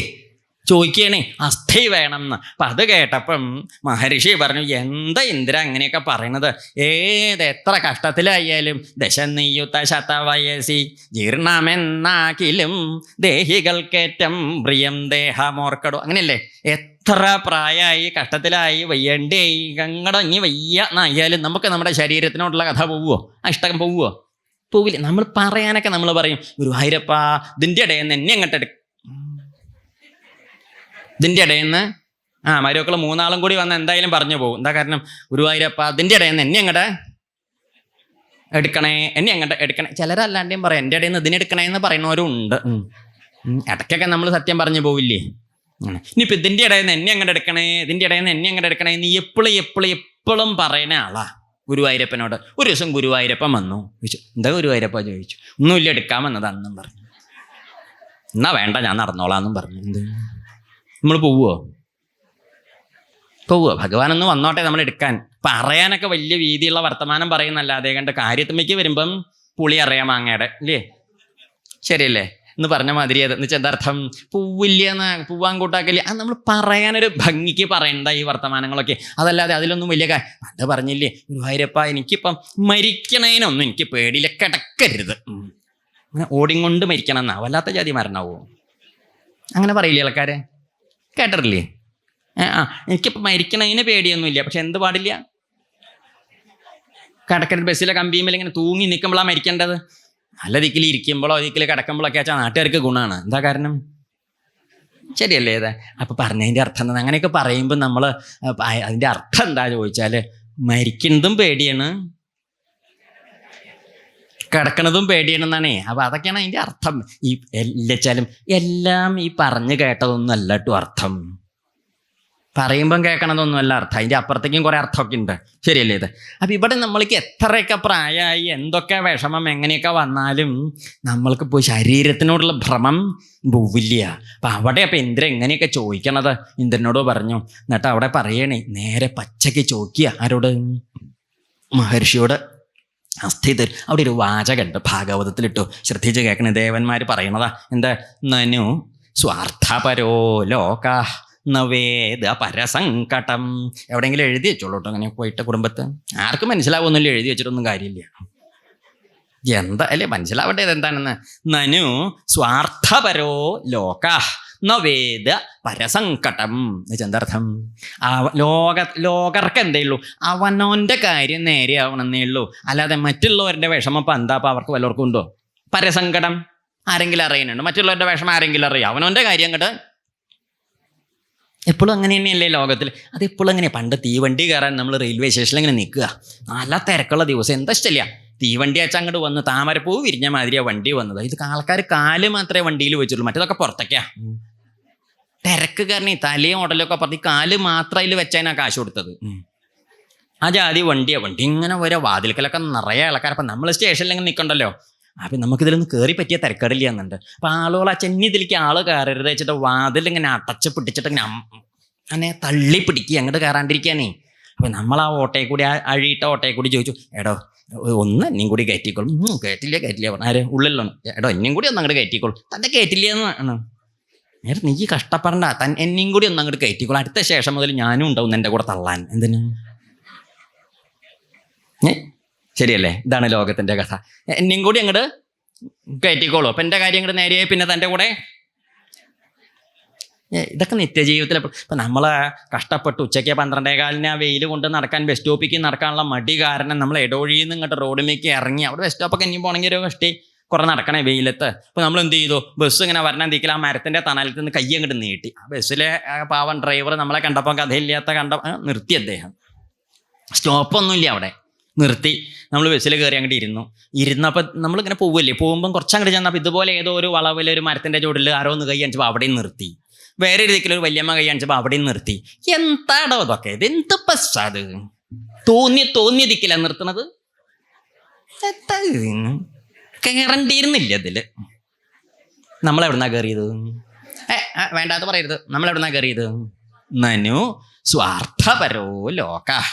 ലോകർക്ക് അത്രയുള്ള അവനവൻ്റെ കാര്യം. നമ്മൾ ഏത് മാവിൻ്റെ ചോട്ടിൽ നിന്ന് കയറിയാലും കുഴപ്പമില്ല. വേറെ ഒരു ദിക്കിൽ ഇത് വേറെ ആൾക്ക് ശരിയല്ലേ? ഇങ്ങനെ തോന്നിയിട്ടുണ്ടോ? ഉണ്ടെന്ന് പറയില്ലെങ്കിലും ഇങ്ങനെ ഉണ്ടായില്ലേ? അതാണ്, അത് മതി. ശരിയാണ്, അങ്ങനെ ഉണ്ടാവും. പിന്നെ നമ്മൾക്ക് ബസ്സിക്ക് അങ്ങോട്ട് കയറിയാൽ നമ്മുടെ വിചാരം എന്താ? ഗുരുവായൂരപ്പ കുറേ കസേര ഉണ്ടാവണം. ഒന്ന് പോരാ, നമുക്ക് എന്ത് വേണം? ഒന്ന് കുറേ കസേര ഒഴിഞ്ഞാൽ കിടക്കണം. എന്താ അതിൽ നല്ലത് നോക്കി ഇരിക്കണേ, തരാവണേ. എന്നിട്ട് പിന്നെ അതിലങ്ങോട്ട് ഇരുന്നാൽ നമ്മൾ ഇനി ഇതിലാരും കയറരുതേ, ഈ വണ്ടി ഇനി എവിടെയും. എന്തല്ലേ നമ്മുടെയൊക്കെ ആ മഹാമനസ്കത? ശരിയല്ലേ ഇത്? അപ്പം നമ്മുടെ ഇത് നേരെയാവണം. എപ്പോഴും ലോകം എങ്ങനെയാണ് എപ്പോഴും ചിന്തിച്ചു നോക്കണ്ട. ഈ ഭാഗവതത്തിൽ അവർ നനു ഇവിടെ പറയുന്നത് എന്ത്? ധീജിയുടെ അടുത്ത് അസ്ഥി വാങ്ങാൻ പോയപ്പം നനു സ്വാർത്ഥപരോ ലോക ന വേദ പരസങ്കടം. പണ്ട് കുടുംബത്തെ സദ്യ ഉണ്ടായി, വലിയ അത്ര ധാരാളിത്തൊന്നുമില്ല. കുടുംബത്തിലുള്ളവരൊക്കെ ഉള്ളൂ. പിറന്നാൾ എന്തോ ആണ്, എല്ലാവരും ഉണ്ട്. മുത്തശ്ശനൊക്കെ വന്നിട്ടുണ്ട്, എല്ലാവരും ഉണ്ട്. മുത്തശ്ശനൊക്കെ നല്ലോണം വലിയ കാരണവരല്ലേ. അപ്പം അദ്ദേഹമൊക്കെ ഇരുന്നു. മോരച്ചാൽ അത്ര ഉണ്ടായില്ല, കുറച്ചേ ഉണ്ടായുള്ളൂ. അപ്പം കാരണവർ ആ ഭരണി ഇങ്ങോട്ട് നീക്കി വെച്ചിട്ട് മോര് നല്ലോണം ഇലയിലേക്ക് അങ്ങോട്ട് വീഴ്ത്തിയിട്ട് നല്ലോണം അങ്ങോട്ട് ഉണ്ടു. 3/4 ഭാഗം ആരെന്നെ തരാക്കി? കാരണവർ തരാക്കി. കാരണവർ ഊണ് കഴിഞ്ഞിട്ട് ഇടത്തെ കൈ കൊണ്ട് ഭരണി നീക്കി വെച്ചിട്ട് പറഞ്ഞു, ആ നീ പുളി ഉണ്ടോ, വെള്ളം ഒഴിച്ച് എല്ലാവരും കൂട്ടിക്കോളൂ എന്നും പറഞ്ഞു. എന്താ മോരിന് പിന്നെ മധുരം എന്നാണ് എല്ലാവരും നിരീക്ഷിച്ചറിഞ്ഞത്. അപ്പോഴാ മനസ്സിലായി ഇത് പുളിയാണെന്ന്. കേട്ടോ, തൻ്റെ കാര്യം നേരെ. നീ വെള്ളം ഒഴിച്ച്. ജീവിതത്തിൽ ഓരോ നിസ്സാരാണെന്ന് തോന്നണ ദിക്കിലൊക്കെ ഈ ശ്ലോകം ഉണ്ട്. ഏത് ശ്ലോകം? നനു സ്വാർത്ഥപരോ ലോക ന വേദ പരസങ്കടം. അങ്ങനെ ഈ മഹർഷി എന്താ ചെയ്തു വെച്ചാൽ ഇന്ദ്രനോട് പറഞ്ഞു, ഇന്ദ്രയ്ക്ക് ഇപ്പം തന്നോട് അങ്ങനെ ദേഹത്തിൽ മമത ഉണ്ടായിട്ടൊന്നുമില്ല, തൻ്റെ ധർമ്മഭാവം എന്ന് അറിയാൻ ഞാൻ ധർമ്മചർച്ച ചെയ്തു എന്നേ ഉള്ളൂ എന്ന് പറഞ്ഞു. മഹർഷി യോഗഭാവത്തിൽ തൻ്റെ ശരീരത്തെ ഉപേക്ഷിച്ച് അദ്ദേഹം വൈകുണ്ഠത്തേക്ക് പോവുകയും ചെയ്തു. അപ്പം ഈ വൈകുണ്ഠത്തേക്ക് പോയപ്പം ആ ശരീരത്തിൽ നിന്ന് ഈ അസ്ഥി ആര് വലിച്ചു ഊരിയെടുത്തു? ദേവേന്ദ്രൻ ഒന്ന് ചൂടാറാൻ നിന്നില്ല കേട്ടോ. അതാണ് നമ്മൾ പറയാറില്ല, ഈ ആവശ്യക്കാരന്. അത് ഏത് നാട്ടിൽ അങ്ങനെയാണേ, തെക്ക് വടക്ക പടിഞ്ഞാറ് കിഴക്കൊന്നും ഭേദമില്ല. ആവശ്യക്കാരന് ഔചിത്യം കുറയിലൊക്കെ വാരി കെട്ടി വേഗം വിശ്വകർമാവിൻ്റെ കുടുംബത്തെ കൊണ്ടുപോയി. വിശ്വകർമാവ് പാതിരയ്ക്ക് ഇന്ദ്രൻ വന്നപ്പോൾ എന്താ ഇന്ദ്ര ചോദിച്ചു. ഒന്നും ഇല്ല, അതാ വിളിച്ചാൽ നമ്മളേക്ക് എന്താ നമ്മൾ ഈ കല്യാണത്തിൻ്റെ തലേന്നാൾ കുപ്പായം തിന്നാൻ കൊടുക്കണ മാതിരി കളിച്ചാമ്പളക്ക് തരാക്കി തരണമെന്നും പറഞ്ഞ് അങ്ങനെയാണ് പെട്ടെന്ന് ധൃതിയിൽ ഇന്ദ്രന് നോക്കൂ, ഈ വിശ്വകർമാവാണ് ഈ അസ്ഥികളെ കൊണ്ട് ഒരായുധം പണിത് കൊടുത്തു. ആയുധത്തിൻ്റെ പേരാണ് വജ്രം എന്നാ പറയുക. എന്താ പേര്? വജ്രം. ഈ വജ്രായുധം കിട്ടിയപ്പോഴേക്കൊരു സമാധാനമായി ആർക്ക്? ഇന്ദ്രന്. ഈ വജ്രായുധമായിട്ടാണ് ഇന്ദ്രൻ എവിടേക്ക് ചെല്ലണത്? ഈ അസുരന്മാരുടെ മുമ്പിൽ നിൽക്കണേ നമ്മുടെ വൃത്രാസുരനില്ലേ, വൃത്രാസുരൻ്റെയൊക്കെ മുമ്പിലേക്ക് ചെല്ലണതേ. അവിടെ ചെന്നപ്പോഴത്തെ കഥയൊന്നും പറയേണ്ട. എന്തേ ഇപ്പം അത് മുമ്പിൽ ഇങ്ങനെ നിൽക്കണു ആ വൃത്രൻ ഇങ്ങനെ. എന്താ ഭീകരസ്വരൂപം, നമ്മൾ നേരത്തെ പറഞ്ഞില്ലേ ആ സ്വരൂപം. എൻ്റെ വായും കയ്യൊക്കെ അനവധിയുണ്ട്, ദേഹമൊക്കെ കണ്ടാൽ വളരെ വലിയ ഭീകരസ്വരൂപനാണ്. ഇവൻ്റെ പിമ്പിൽ അസുരന്മാർ എല്ലാവരും കൂടിയിട്ട് അങ്ങോട്ട് യുദ്ധം തുടങ്ങിയപ്പോൾ ഈ വജ്രായുധം കണ്ടപ്പം അസുരന്മാരൊക്കെ ഒന്ന് പരിഭ്രമിച്ച് പിന്നാക്കം നിന്നു.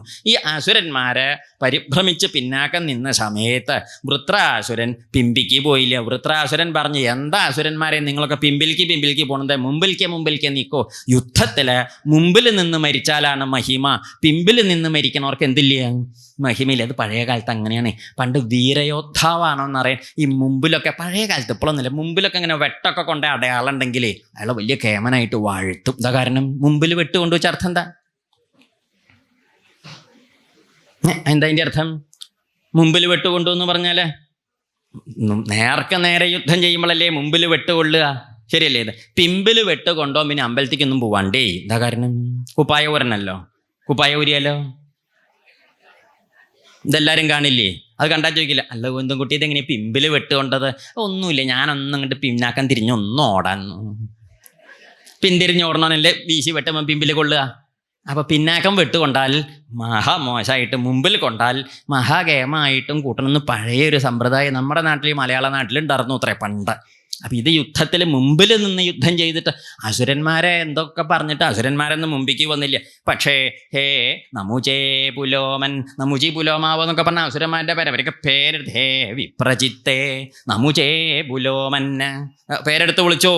പേരെടുത്ത് വിളിച്ചിട്ടും ഈ കാര്യം ഉണ്ടായില്ല. ഒടുക്കം നമ്മുടെ ഈ വൃത്രാസുരൻ തന്നെ നേരെ യുദ്ധത്തിനായിട്ട് അങ്ങോട്ട് ചെന്നു ഇന്ദ്രൻ്റെ മുമ്പിലേക്ക് ചെന്നപ്പോൾ ഇന്ദ്രൻ ഇവൻ്റെ ഈ വരവന്നെ മമർദ്ദ പദ്ഭ്യാം എന്നാണ്. ഇവൻ നടക്കുമ്പോൾ തന്നെ ഇവൻ്റെ ഈ വരവൊക്കെ കണ്ടാൽ നമ്മൾ ഈ വാൽമീകി രാമായണത്തിൽ പണ്ട് നമ്മുടെ കുംഭകർണൻ്റെ ഒരു വരവ് വർണ്ണിക്കുന്നുണ്ട്. ശ്രദ്ധിച്ചിട്ടുണ്ടോ? അത് കുംഭകർണൻ്റെ വരവ്. കുംഭകർണൻ്റെ കാലിൻ്റെ ഇടയിലും കയ്യിൻ്റെ ഇടയിലും കാലിൻ്റെ അടിയിലും പെട്ടിട്ടാണ് വാനരന്മാർ ചത്തത്. കുറേയൊക്കെ വായലിക്കൊക്കെ പോയി കപ്പലൻ്റെ പിടിച്ച് തിന്നണ മാതിരിയാണ് ആര് തിന്നത്? വെന്റിളൊക്കെ കുറേ എണ്ണം വായലിക്ക് വീണ്ടും എല്ലാറ്റിനും ചവയ്ക്കാൻ പറ്റാത്തതുകൊണ്ട് ചെവി കൂടി പോകുന്നവരൊക്കെ വീണ്ടും കുപ്പായിട്ട് അങ്ങോട്ട് തന്നെ ചെന്നു അത്രേ. അങ്ങനെയൊക്കെ പറയില്ല. അപ്പം ആ പറഞ്ഞതിൻ്റെ അർത്ഥം എന്താ ചോദിച്ചാൽ ഇവൻ്റെ ആ ഭീകര സ്വരൂപം, ആ ഭാവവും അതിൻ്റെ ഇടയ്ക്ക് വാനരന്മാരുടെ ഒരു സ്വരൂപത്തിൻ്റെ പ്രത്യേകതയും കാണിക്കാനാണ് അങ്ങനെ വർണ്ണിക്കുന്നത്. അതേ മട്ടാണ് ആരുടെയും സ്വരൂപം വർണ്ണിക്കുന്നത് ഇവിടെ ഈ വൃത്രാസുരനാണെങ്കിൽ മുമ്പിലേക്ക് വന്നിട്ട് ഇന്ദ്രനോട് പറഞ്ഞു, ഇന്ദ്ര നിന്നെപ്പോലൊരു ദുഷ്ടനെ ആദ്യമായിട്ടാണ് കാണുന്നത്, സന്തോഷമായി എന്തായാലും കണ്ടതുകൊണ്ടാന്നും പറഞ്ഞു. ഇങ്ങനെ ഒരുത്തൻ യോ ബ്രഹ്മ ഗുരുഹ ഭ്രാതൃഹ ച ത്രഹ തികഞ്ഞോരില്ല. എന്ത് എന്താ യോ ബ്രഹ്മ ബ്രഹ്മ ബ്രാഹ്മണനെ കൊന്നോൻ, ഗുരുഹ ഗുരുവിനെ കൊന്നോൻ, ഭ്രാതൃഹ. അങ്ങനെ കണ്ടില്ലേ എത്രയൊക്കെ ചൈത്തങ്ങൾ തികഞ്ഞൊരുത്തനെ ആദ്യമായിട്ടാണ് കാണുന്നത്. അതുകൊണ്ട് എനിക്ക് ഒന്നേ പറയാനുള്ളൂ, സുരേശ. ഇന്ദ്രനെ വിളിച്ചതാണ്, വർക്കയിലെ സുരേഷിനെ അല്ല. എന്താണ് സുരേശ കസ്മാൽ നഹിനോഷി വജ്രം പുരസ്ഥിതേ വൈരിണിമയ്യമോഘം മാ സംശയിഷ്ഠാ നഗദേവ വജ്രം സ്യാം നിഷ്ഫലം കൃപണാർത്ഥേവയാജ്ഞ. അതുകൊണ്ട് എന്താ താൻ എൻ്റെ നേരെ ആ വജ്രം അങ്ങോട്ട് പ്രയോഗിക്കാത്തത്? എന്താ തനിക്കൊരു മടിയുള്ള മാതിരി എൻ്റെ നേരെ ഇങ്ങോട്ട് പ്രയോഗിച്ചോളൂ. എന്തിന്? എനിക്ക് ഇങ്ങനെ മടിയൊന്നുമില്ല. തൻ്റെ വജ്രത്തിൻ്റെ മുമ്പിൽ പേടിയോ മടിയൊന്നും ആയിട്ട് വന്നോനൊന്നുമല്ല ഞാൻ. എന്താ കാരണം എന്നറിയോ? ഞാനൊക്കെ കണക്കാക്കിയിട്ടാണ് വന്നത്. എവിടേക്ക്? അഹം സമാധായ മനോയഥാഹ സംകർഷണത്വചരണാരവിന്ദേ. ആ സംകർഷണമൂർത്തിയായിട്ടുള്ള ഭഗവാന്റെ തൃപ്പാദത്തിൽ സർവസ്വം സമർപ്പിച്ചിട്ടാണ് ഞാൻ വന്നത്. എനിക്ക് മരിക്കണതോ ജയിക്കണതോ ഇനി വേറെ എന്തെങ്കിലും ഉണ്ടാവണതോ എന്നെ സംബന്ധിച്ചിട്ട് എന്തല്ല, ഒരു വിഷയമല്ല. എന്താ കാരണം? എനിക്കത് ബാധകല്ല. ജയിച്ചാലും അതെന്നെ ബാധിക്കില്ല, മരിച്ചാലും അതെന്നെ ബാധിക്കില്ല. ഇനി ഇത് രണ്ടുമല്ലാത്തൊരു സ്ഥിതി ഉണ്ടായാലും എന്നെ ബാധിക്കില്ല. എന്താ കാരണം? അഹം ഞാൻ സമാധായ മനോയഥാഹ മനസ്സ്, എൻ്റെ ഹൃദയം ഞാൻ ഭഗവാന്റെ പാദത്തിൽ വെച്ചുറപ്പിച്ചിട്ടുണ്ട്. എന്നിട്ടാണ് ഞാനിത് പറയുന്നത്. അതുകൊണ്ട് പുറപ്പെട്ടു. വൃത്രൻ്റെ അതിഗംഭീരമായ വാക്കുകളാണ്. ഇനി വൃത്രാസുരൻ ഭഗവാന്റെ പാദത്തിൽ സർവസ്വം സമർപ്പിച്ചിട്ട് പറഞ്ഞു, എനിക്ക് ഒന്നേ പറയാനുള്ളൂ ഇന്ദ്ര, നീ എന്നെ കൊന്നാലും ഞാൻ ജയിച്ചാലും മരിച്ചാലും എന്നെ ബാധിക്കില്ല പറഞ്ഞില്ലേ. എന്തുകൊണ്ട്? എന്താ പറയുക ഭഗവാൻ. ഇനി അങ്ങോട്ടും എനിക്ക് ലേശം പറയാനുണ്ട്. ആരോട്? അഹം ഹരേ. അങ്ങനെ അഹം ഹരേ തവ പാദൈകമൂല ദാസാനുദാസോ ഭവിതാസ്മി ഭൂയ. ഭഗവാനെ അതാ വേണ്ടത്. എങ്ങനെ? മനസ്മരേത അസുപതേർഗുണാംസ്തേ ഗൃണീതവാക് കർമ്മ കരോതു കായ. അതാ വേണ്ടത്. അഹം ഹരേ തവ പാദൈകമൂല ദാസ. അല്ലേ, ഭഗവാന്റെ തൃപ്പാദ ദാസന്റെ ദാസനാവാനുള്ള അനുഗ്രഹം ഉണ്ടാവണേ എന്നാ പറഞ്ഞ. ഭഗവാന്റെ ദാസനാവണേ എന്ന് പറഞ്ഞില്ല. എന്താ പറഞ്ഞത്? ദാസാനുദാസോ ഭവിതാസ്മി ഭൂയ. പണ്ട് പറഞ്ഞില്ലേ കുലശേഖര മഹാകവി, തൊൽഭക്ത ഭൃത്യപരിചാരക ഭൃത്യ ഭൃത്യസ്യ ഭൃത്യ ഇതി മാം സ്മര ലോകനാഥ. ഭഗവാന്റെ ഭക്തന്റെ ഭൃത്യന്റെ ഭൃത്യന്റെ ഭൃത്യന്റെ ഭൃത്യന്റെ ഭൃത്യനാവാനെങ്കിലും ഔ എന്തല്ലേ പ്രാർത്ഥന. ഇവിടെ പറഞ്ഞത് അഹം ഹരേ തവ പാദൈകമൂല ദാസാനുദാസോ ഭവിതാസ്മി ഭൂയ. ഭഗവാന്റെ തൃപ്പാദദാസന്റെ ദാസനാവാൻ അനുഗ്രഹിക്കണം. അത്രേ വേണ്ടു. മനസ്മരേത അസുപതേഹ ഗുണാംസ്തേ. പ്രണനാഥനായ പ്രണേശ്വരനായ ഭഗവാന്റെ മഹിമകൾ എൻ്റെ മനസ്സ് എപ്പോഴും സ്മരിക്കണം. മാത്രല്ല എന്തു വേണം? ഗൃണീതവാക്ക്. എൻ്റെ വാക്കുകൾ എപ്പോഴും നാരായണ നാമം മാത്രം ജപിക്കണം. കായ ശരീരം കർമ്മ കരോതു. എൻ്റെ ഈ ശരീരം കൊണ്ട് എപ്പോഴും ഭഗവത്പരായ പ്രവൃത്തികളെ ചെയ്യാൻ പാടുള്ളൂ. അല്ലാതെ ഒന്നും എൻ്റെ ഈ ശരീരം കൊണ്ട് ഉണ്ടാവരുത്. എൻ്റെ മനസ്സ്, എൻ്റെ വാക്ക്, എൻ്റെ ശരീരം, ഈ മൂന്ന് സംഗതികൾ എപ്പോഴാണോ ഭഗവാങ്കൽക്ക് തിരിയണത് അപ്പോഴേ എന്ത് നേരെയുള്ളൂ, എല്ലാം നേരെയുള്ളൂ. വെറുതെ പറഞ്ഞതുകൊണ്ട് കാര്യമില്ല. അതായത് ലോകത്തിൽ ഒരാൾ മഹിമയുള്ള ആളാണോ മഹിമയില്ലാത്ത ആളാണോ എന്ന് നമ്മൾ എങ്ങനെയാണ് മനസ്സിലാക്കുക? നമ്മൾ മനസ്സിലാക്കുക അദ്ദേഹത്തിൻ്റെ ഉടുപ്പ്, നടപ്പ്, എടുപ്പ്, അതൊക്കെ അല്ലേ ഓരോരുത്തരുടെ ആ ഉടുപ്പും നടപ്പും ആകെ കൂട്ടിൽ ആനച്ചന്തം കണ്ടിട്ട് നമ്മൾ ആളെ മനസ്സിലാക്കുക. അങ്ങനെയല്ല വേണ്ടത്. ഒരാൾ മഹിമയുള്ള ആളാണോ മഹിമയില്ലാത്ത ആളാണോ എന്ന് മനസ്സിലാക്കുക എങ്ങനെയാണെന്നറിയും? ഈ മൂന്ന് സംഗതികൾ നേരെയാണോ എന്ന് നോക്കിയാൽ മതി. ഏത് മൂന്ന് സംഗതികൾ? ഇപ്പം അവിടെ എന്താ പറഞ്ഞത്? ആദ്യം അഹം ഹരേ തവ പാദൈകമൂല ദാസാനുദാസോ ഭവിതാസ്മി ഭൂയ. ഭഗവാന്റെ തൃപാദദാസന്റെ ദാസനാവാൻ അനുഗ്രഹിക്കണം. പോരാ, എൻ്റെ മനസ്സ് ഭഗവാന്റെ പാദത്തിൽ ഉറയ്ക്കണം. എൻ്റെ വാക്ക് ഭഗവാന്റെ നാമം ജപിക്കണം. എൻ്റെ ശരീരം ഭഗവാനെ അല്ലേ ഭഗവത്പരമായ പ്രവൃത്തികൾ ചെയ്യണം. നോക്കൂ, ഈ ത്രിവിധങ്ങളായ ഇതാണ് ത്രികരണ ശുദ്ധി, ത്രിവിധ ശുദ്ധി എന്നാ പറയുക. മനസ്സ് നല്ല മട്ടിൽ പുറപ്പെടുക, മനസ്സ് നന്മയുടെ വഴി കൂടി പോവുക, ആ നന്മയുടെ വഴി കൂടി വാക്ക് അതിനനുസരിച്ച് പുറപ്പെടുക, ആ വാക്കിനനുസരിച്ച് ശരീരം പ്രവൃത്തിയും ഒരേ മട്ടിൽ രൂപപ്പെട്ട് പോവുക വെച്ചാൽ ഈ 3 നേരെയാണ്. ഇതിന് ത്രികരണ ശുദ്ധി എന്ന് പറയും. മനസ്സും വാക്കും പ്രവൃത്തി ശരീരം കൊണ്ടാണല്ലോ പ്രവൃത്തി. ഈ 3 ഈ ത്രികരണ ശുദ്ധി ഉണ്ടെങ്കിൽ അദ്ദേഹം മഹാത്മാവാണെന്നാ പറയുക. അതാണ് മനസ്യേകം വചസ്യേകം കർമ്മണി ഏകം മഹാത്മന. മനസ്സിലും വാക്കിലും പ്രവൃത്തിയിലും ഒരേ ഭാവമാണെങ്കിൽ അദ്ദേഹം മഹാത്മാവാണ്. മനസ്യന്യത് വചസി അന്യത് കർമ്മണി അന്യത്. മനസ്സിലൊന്ന്, വാക്കിലൊന്ന്, പ്രവൃത്തിയിൽ ഇതൊന്നും അല്ലാത്ത വേറെ ഒന്ന്. അവരെന്ത് പറയും?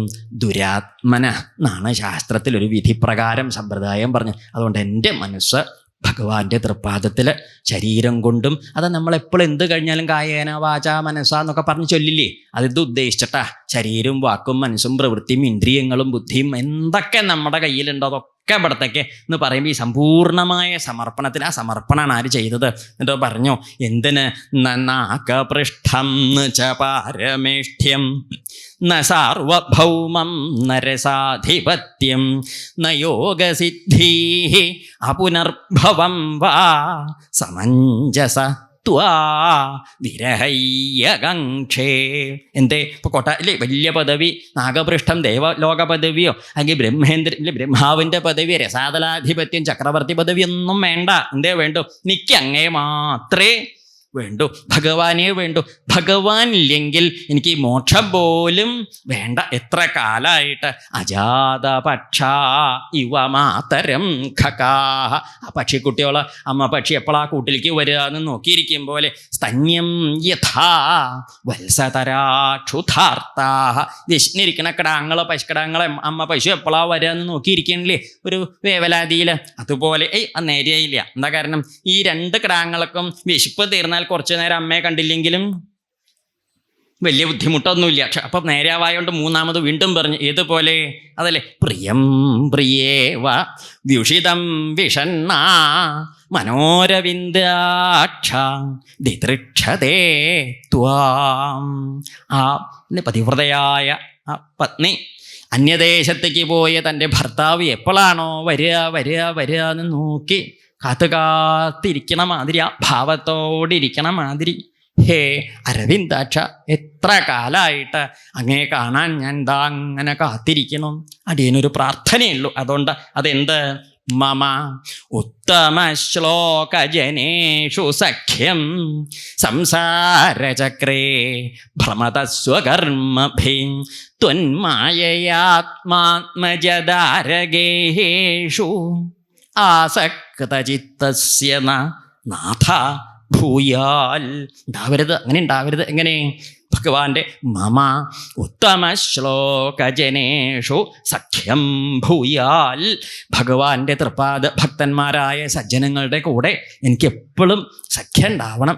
അല്ലാതെ ഈ ലോകത്തിൽ ഞാനെൻ്റെ ഗൃഹാരൂഢ ചേതസ് എന്നതിന് ഭാഗവതം പറയുക, എൻ്റെ എന്ന് പറഞ്ഞ് അത്യാർത്ഥിയായിട്ട് നടക്കണേ ഈ സാധാരണ ലോകരില്ലേ, അവരുടെ കൂടെ കൂടരുത്. കൂടി എന്താ ഉണ്ടാവണത്? അവരുടെ വാസന തനിക്കും ഉണ്ടാവുകയെ. അതില്ലാണ്ടിരിക്കാൻ അത് മാത്രമേ വേണ്ടൂ. ഉത്തമ ശ്ലോകന്മാരായ ഭഗവത് ഭക്തന്മാരുടെ കൂടെ കൂടണം. നേരെയാവണമെങ്കിൽ സജ്ജന സംസർഗം ഉണ്ടെങ്കിലേ നേരെയാവുള്ളൂ. നോക്കൂ, പറഞ്ഞു വന്നത് അതാണ്. ആദ്യത്തെ പദ്യത്തിലും ഭഗവാന്റെ തൃപ്പാദ ദാസന്റെ ദാസനാവണം എന്ന് എന്തിനാ പറഞ്ഞെന്ന് നിശ്ചയുണ്ടോ?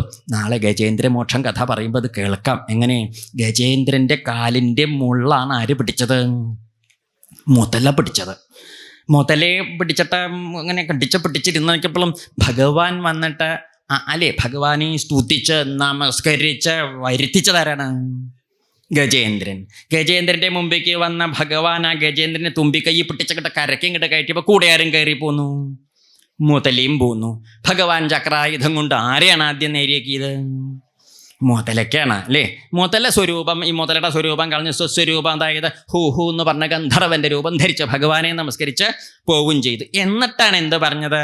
ഗജേന്ദ്രോ ഭഗവൽ സ്പരിശാൽ വിമുക്തോ ജ്ഞാനബന്ധനാൽ അല്ലേ പ്രാപ്തോ ഭഗവതോ രൂപം പീതവാസ ചതുർഭുജ അല്ലേ? അതല്ലേ പറഞ്ഞത്? രണ്ടാമതാണ് ആനയ്ക്ക് സാരൂപ്യം മുക്തി കൊടുത്തു എന്ന് പറഞ്ഞു. അതെന്താ? ഈ മുതല ഭഗവാനെ ജപിച്ചുവോ, നമസ്കരിച്ചുവോ, വിളിച്ചുവോ, എന്തെങ്കിലും അക്ഷരം അതിൻ്റെ ഇടയ്ക്ക് മിണ്ടിയോ? മിണ്ടിയില്ല. മുതലയ്ക്ക് ശ്രദ്ധ ഇത് പിടുത്തം പെടാണ്ടിരിക്കണ ഇതില് മിണ്ടിയത് പോവേ. ആര് മിണ്ടിയ വായ തുറക്കില്ലേ? വായ തുറക്കുമ്പോൾ ഏത് പോവും?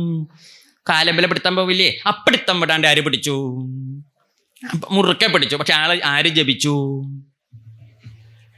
ആന ജപിച്ചു. ആര് വന്നു? ഭഗവാൻ വന്നു. രണ്ടാൾക്ക് എന്ത് കിട്ടി? കണ്ടോ? അപ്പൊ ഈ മുതല പോയിട്ട് ഭഗവാന്റെ തൃപ്പാദം ഭജിച്ച ആനയുടെ കാലുമ്പിൽ പിടിച്ചതുകൊണ്ടല്ലേ ഇത് കിട്ടിയത്? നമ്മുടെ വല്ലവരുടെയും കാലുമ്പ് പിടിച്ചാലോ നമ്മുടെ കാലും പോവും, മുതലയുടെ തലയും പോവും. കണ്ടില്ലേ? പിടിക്കേണ്ട ദിക്കിൽ പിടിക്കണേ.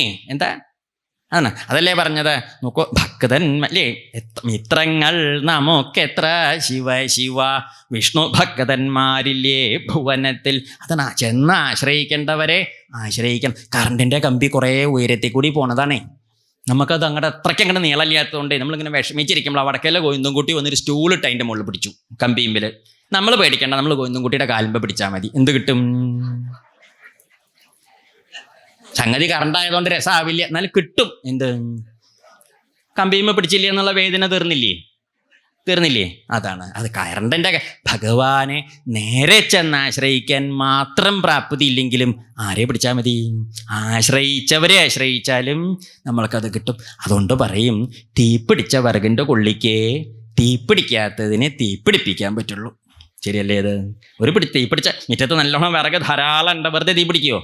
ഉണങ്ങി കിടക്കുക ഇല്ല. നമ്മൾ രാവിലെ പോകുമ്പോൾ അടുപ്പിൽ നിന്നൊരു വിറകിൻ്റെ കൊള്ളി അങ്ങോട്ട് കൂട്ടിക്കൊടുത്ത് എങ്ങടാച്ചാ പോയിക്കോളൂ. വൈകുന്നേരം വരുമ്പോൾ ഒരു മുറായിട്ട് വന്നാൽ മതി. എന്തിനേയും മുറം വാരാൻ അത്രയ്ക്കേ ഉണ്ടാവുള്ളൂ. ശരിയല്ലേ? അത് എന്നുവെച്ചാൽ അർത്ഥം തീപിടിച്ച വിറകിൻ്റെ കൊള്ളിയുടെ കൂടെ കൂടിയ തീപിടിക്കാത്തതിനും തീപിടിക്കും. അപ്പോൾ ഇവിടെ എന്താ ഉണ്ടായത്? ഭഗവാന്റെ തൃപ്പാദ ദാസനാവണം എന്നല്ല പറഞ്ഞത്, തൃപ്പാദ ദാസനാവാൻ അനുഗ്രഹിക്കണേ എന്ന് പറഞ്ഞതിൻ്റെ അർത്ഥം അങ്ങനെയെങ്കിലും ആ മഹിമ എനിക്ക് അറിവുള്ളവരങ്ങനെയാ പറയുക. ഉദ്ധവരെന്താ പറഞ്ഞത്? വന്ദേ നന്ദവ്രജസ്ത്രീണാം പാദരേണും അഭീഷ്ണശാ. ഏത് പാദരേണുക്കള്? ആ പ്രജഗോപികമാരുടെ പാദത്തിൽ പതിഞ്ഞ് പറ്റിപ്പിടിച്ച പൊടിമണ്ണിനെ നമസ്കരിക്കണമെന്നാണ്. എന്നിട്ട് ഏതെങ്കിലും ഒരു ജന്മത്തിൽ ഭാഗ്യം ഉണ്ടാവുക, ചെലീ വൃന്ദാവനത്തിന് പുൽക്കൊടിയായിട്ടോ പൂഴിമണ്ണായിട്ടോ വന്ന് ജനിക്കാൻ സുഹൃത്തുണ്ടായാൽ ആ പാദസ്പരിശം കൊണ്ട് അടുത്ത ജന്മത്തിൽ ഭക്തി ഉണ്ടായാലോ എന്ന് മോഹിക്കണമെങ്കിൽ എത്ര മഹിമ ഉണ്ടാവണം ഇല്ലേ? പറഞ്ഞതിൻ്റെ അർത്ഥം എന്താണ്? വൃത്രാസുരൻ അസുരനായിട്ട് പോലും ഭാവം ഭഗവാങ്കലേക്ക് വന്നു. അസുരൻ കണ്ടില്ലേ? ഇന്ദ്രൻ ദേവനായിട്ട് പോലും ഇന്ദ്രന് ആ ഭാവം ഉണ്ടായി. പറഞ്ഞതിൻ്റെ അർത്ഥം എന്താണെന്നറിയൂ? നമ്മുടെ ഉള്ളിൽ ഈ ആസുരീയതയും ഈശ്വരീയതയും തമ്മിലൊരു യുദ്ധം കുറേ കാലമായിട്ട് പെറ്റ് വീണ് അന്ന് തുടങ്ങി നടക്കണ്ട. അതിൽ ആസുരീയതയാണ് ആ യുദ്ധത്തിൽ ജയിക്കണത് വെച്ചാൽ നമ്മൾ എന്തായിട്ട് തീരും? വല്ല പിടിച്ചോറിക്കാരനോ കള്ളനൊക്കെ ആയിട്ട് മാറും. ഈശ്വരീയതയെ ജയിക്കണ വെച്ചാൽ ഇങ്ങനെയൊക്കെ ഇവിടെയൊക്കെ കാണാം. മനസ്സിലായില്ലേ വ്യത്യാസം? അതാണ് ആസുരീയതയും ഈശ്വരീയതയും കൂട്ടുള്ള യുദ്ധമാണ് എപ്പോഴും ഈ ദേവാസുര യുദ്ധം. അത് ഭാഗവതത്തിൽ നടക്കണതല്ല, നമ്മുടെയൊക്കെ ഉള്ളിൽ നടക്കണം. അതുകൊണ്ടാണ് ഭഗവത്ഗീതയിലെ ദൈവാസുര സമ്പദ് വിഭാഗ യോഗം എന്ന് പറയും. അത് ദേവാസുര യുദ്ധത്തിൻ്റെ കഥയല്ലല്ലോ, അത് ശുദ്ധമായ കഥയൊന്നുമില്ല അവിടെ. ആ പറഞ്ഞ ശാസ്ത്രത്തിനെയാണ് ഇവിടെ കഥാരൂപത്തിൽ പ്രപഞ്ചനം ചെയ്യുന്ന പറയും. അതുകൊണ്ടാണ് ശാസ്ത്രത്തിൽ പറയും ഇതിഹാസ പുരാണാഭ്യാം വേദം സമുപബ്രഹ്മയേൽ. ആ വേദാർത്ഥത്തെയാണ് ഈ വിസ്തരിക്കുന്നത്. ഓരോന്നും വൃത്രാസുരൻ്റെ ഭക്തിയാണെങ്കിലും ഇന്ദ്രൻ്റെ ഗുരുനിൻ്റെ ആണെങ്കിലും നമ്മൾ മനസ്സിലാക്കേണ്ടത് അവനവൻ്റെ സമ്പ്രദായത്തിനനുസരിച്ചാണ് അവനവൻ എന്തുണ്ടാവുന്നത്? നന്മയും തിന്മയും ഉണ്ടാവുന്നത്. ദേവനായിട്ടും ഇന്ദ്രന് ഗുരുനിന്ദ കൊണ്ട് ഉള്ളുഷ്ണിച്ച് നടക്കേണ്ടി വന്നു. അസുരനായിട്ടും അസുരന് ഭക്തി ഉണ്ടായതുകൊണ്ട് ഉള്ളിൽ ശാന്തതയോടുകൂടി യുദ്ധം ചെയ്യാൻ പോലും സാധിക്കണം. പറഞ്ഞതിൻ്റെ അർത്ഥം എന്താണെന്നറിയൂ? പിടിക്കേണ്ട നന്മയുടെ ദിക്കിൽ പിടിച്ചവരാരായാലും പ്രഹ്ലാദൻ പറഞ്ഞ മാതിരി ദേവോ സുരോ മനുഷ്യോ വാ യക്ഷോ ഗന്ധർവയേവച ഇല്ലേ? ആരായിക്കോട്ടെ, ഭജൻ മുകുന്ദചരണം, ഭഗവാനെ ഭജിച്ചാൽ സ്വസ്തിമാൻ സ്യാൽ, നേരെയാവും, നന്മയാവും. യഥാ വയം, നമ്മൾ അസുരന്മാരല്ലേ, നമുക്ക് നന്മ ഉണ്ടായില്ലേ? ശരിയല്ലേ? അതാണ് പ്രമാണം. കൂട്ടി ഘടിപ്പിച്ച് ഇതൊരു ചങ്ങല പോലെയാണ്. ഈ ആശയത്തെയാണ് മുമ്പിലേക്ക് കൊണ്ടുപോകേണ്ടത്. അതാണ് നമ്മൾ ഇത്രയും നേരം കുറച്ച് നേരം ഇരുന്ന് ശ്രദ്ധിച്ചത്.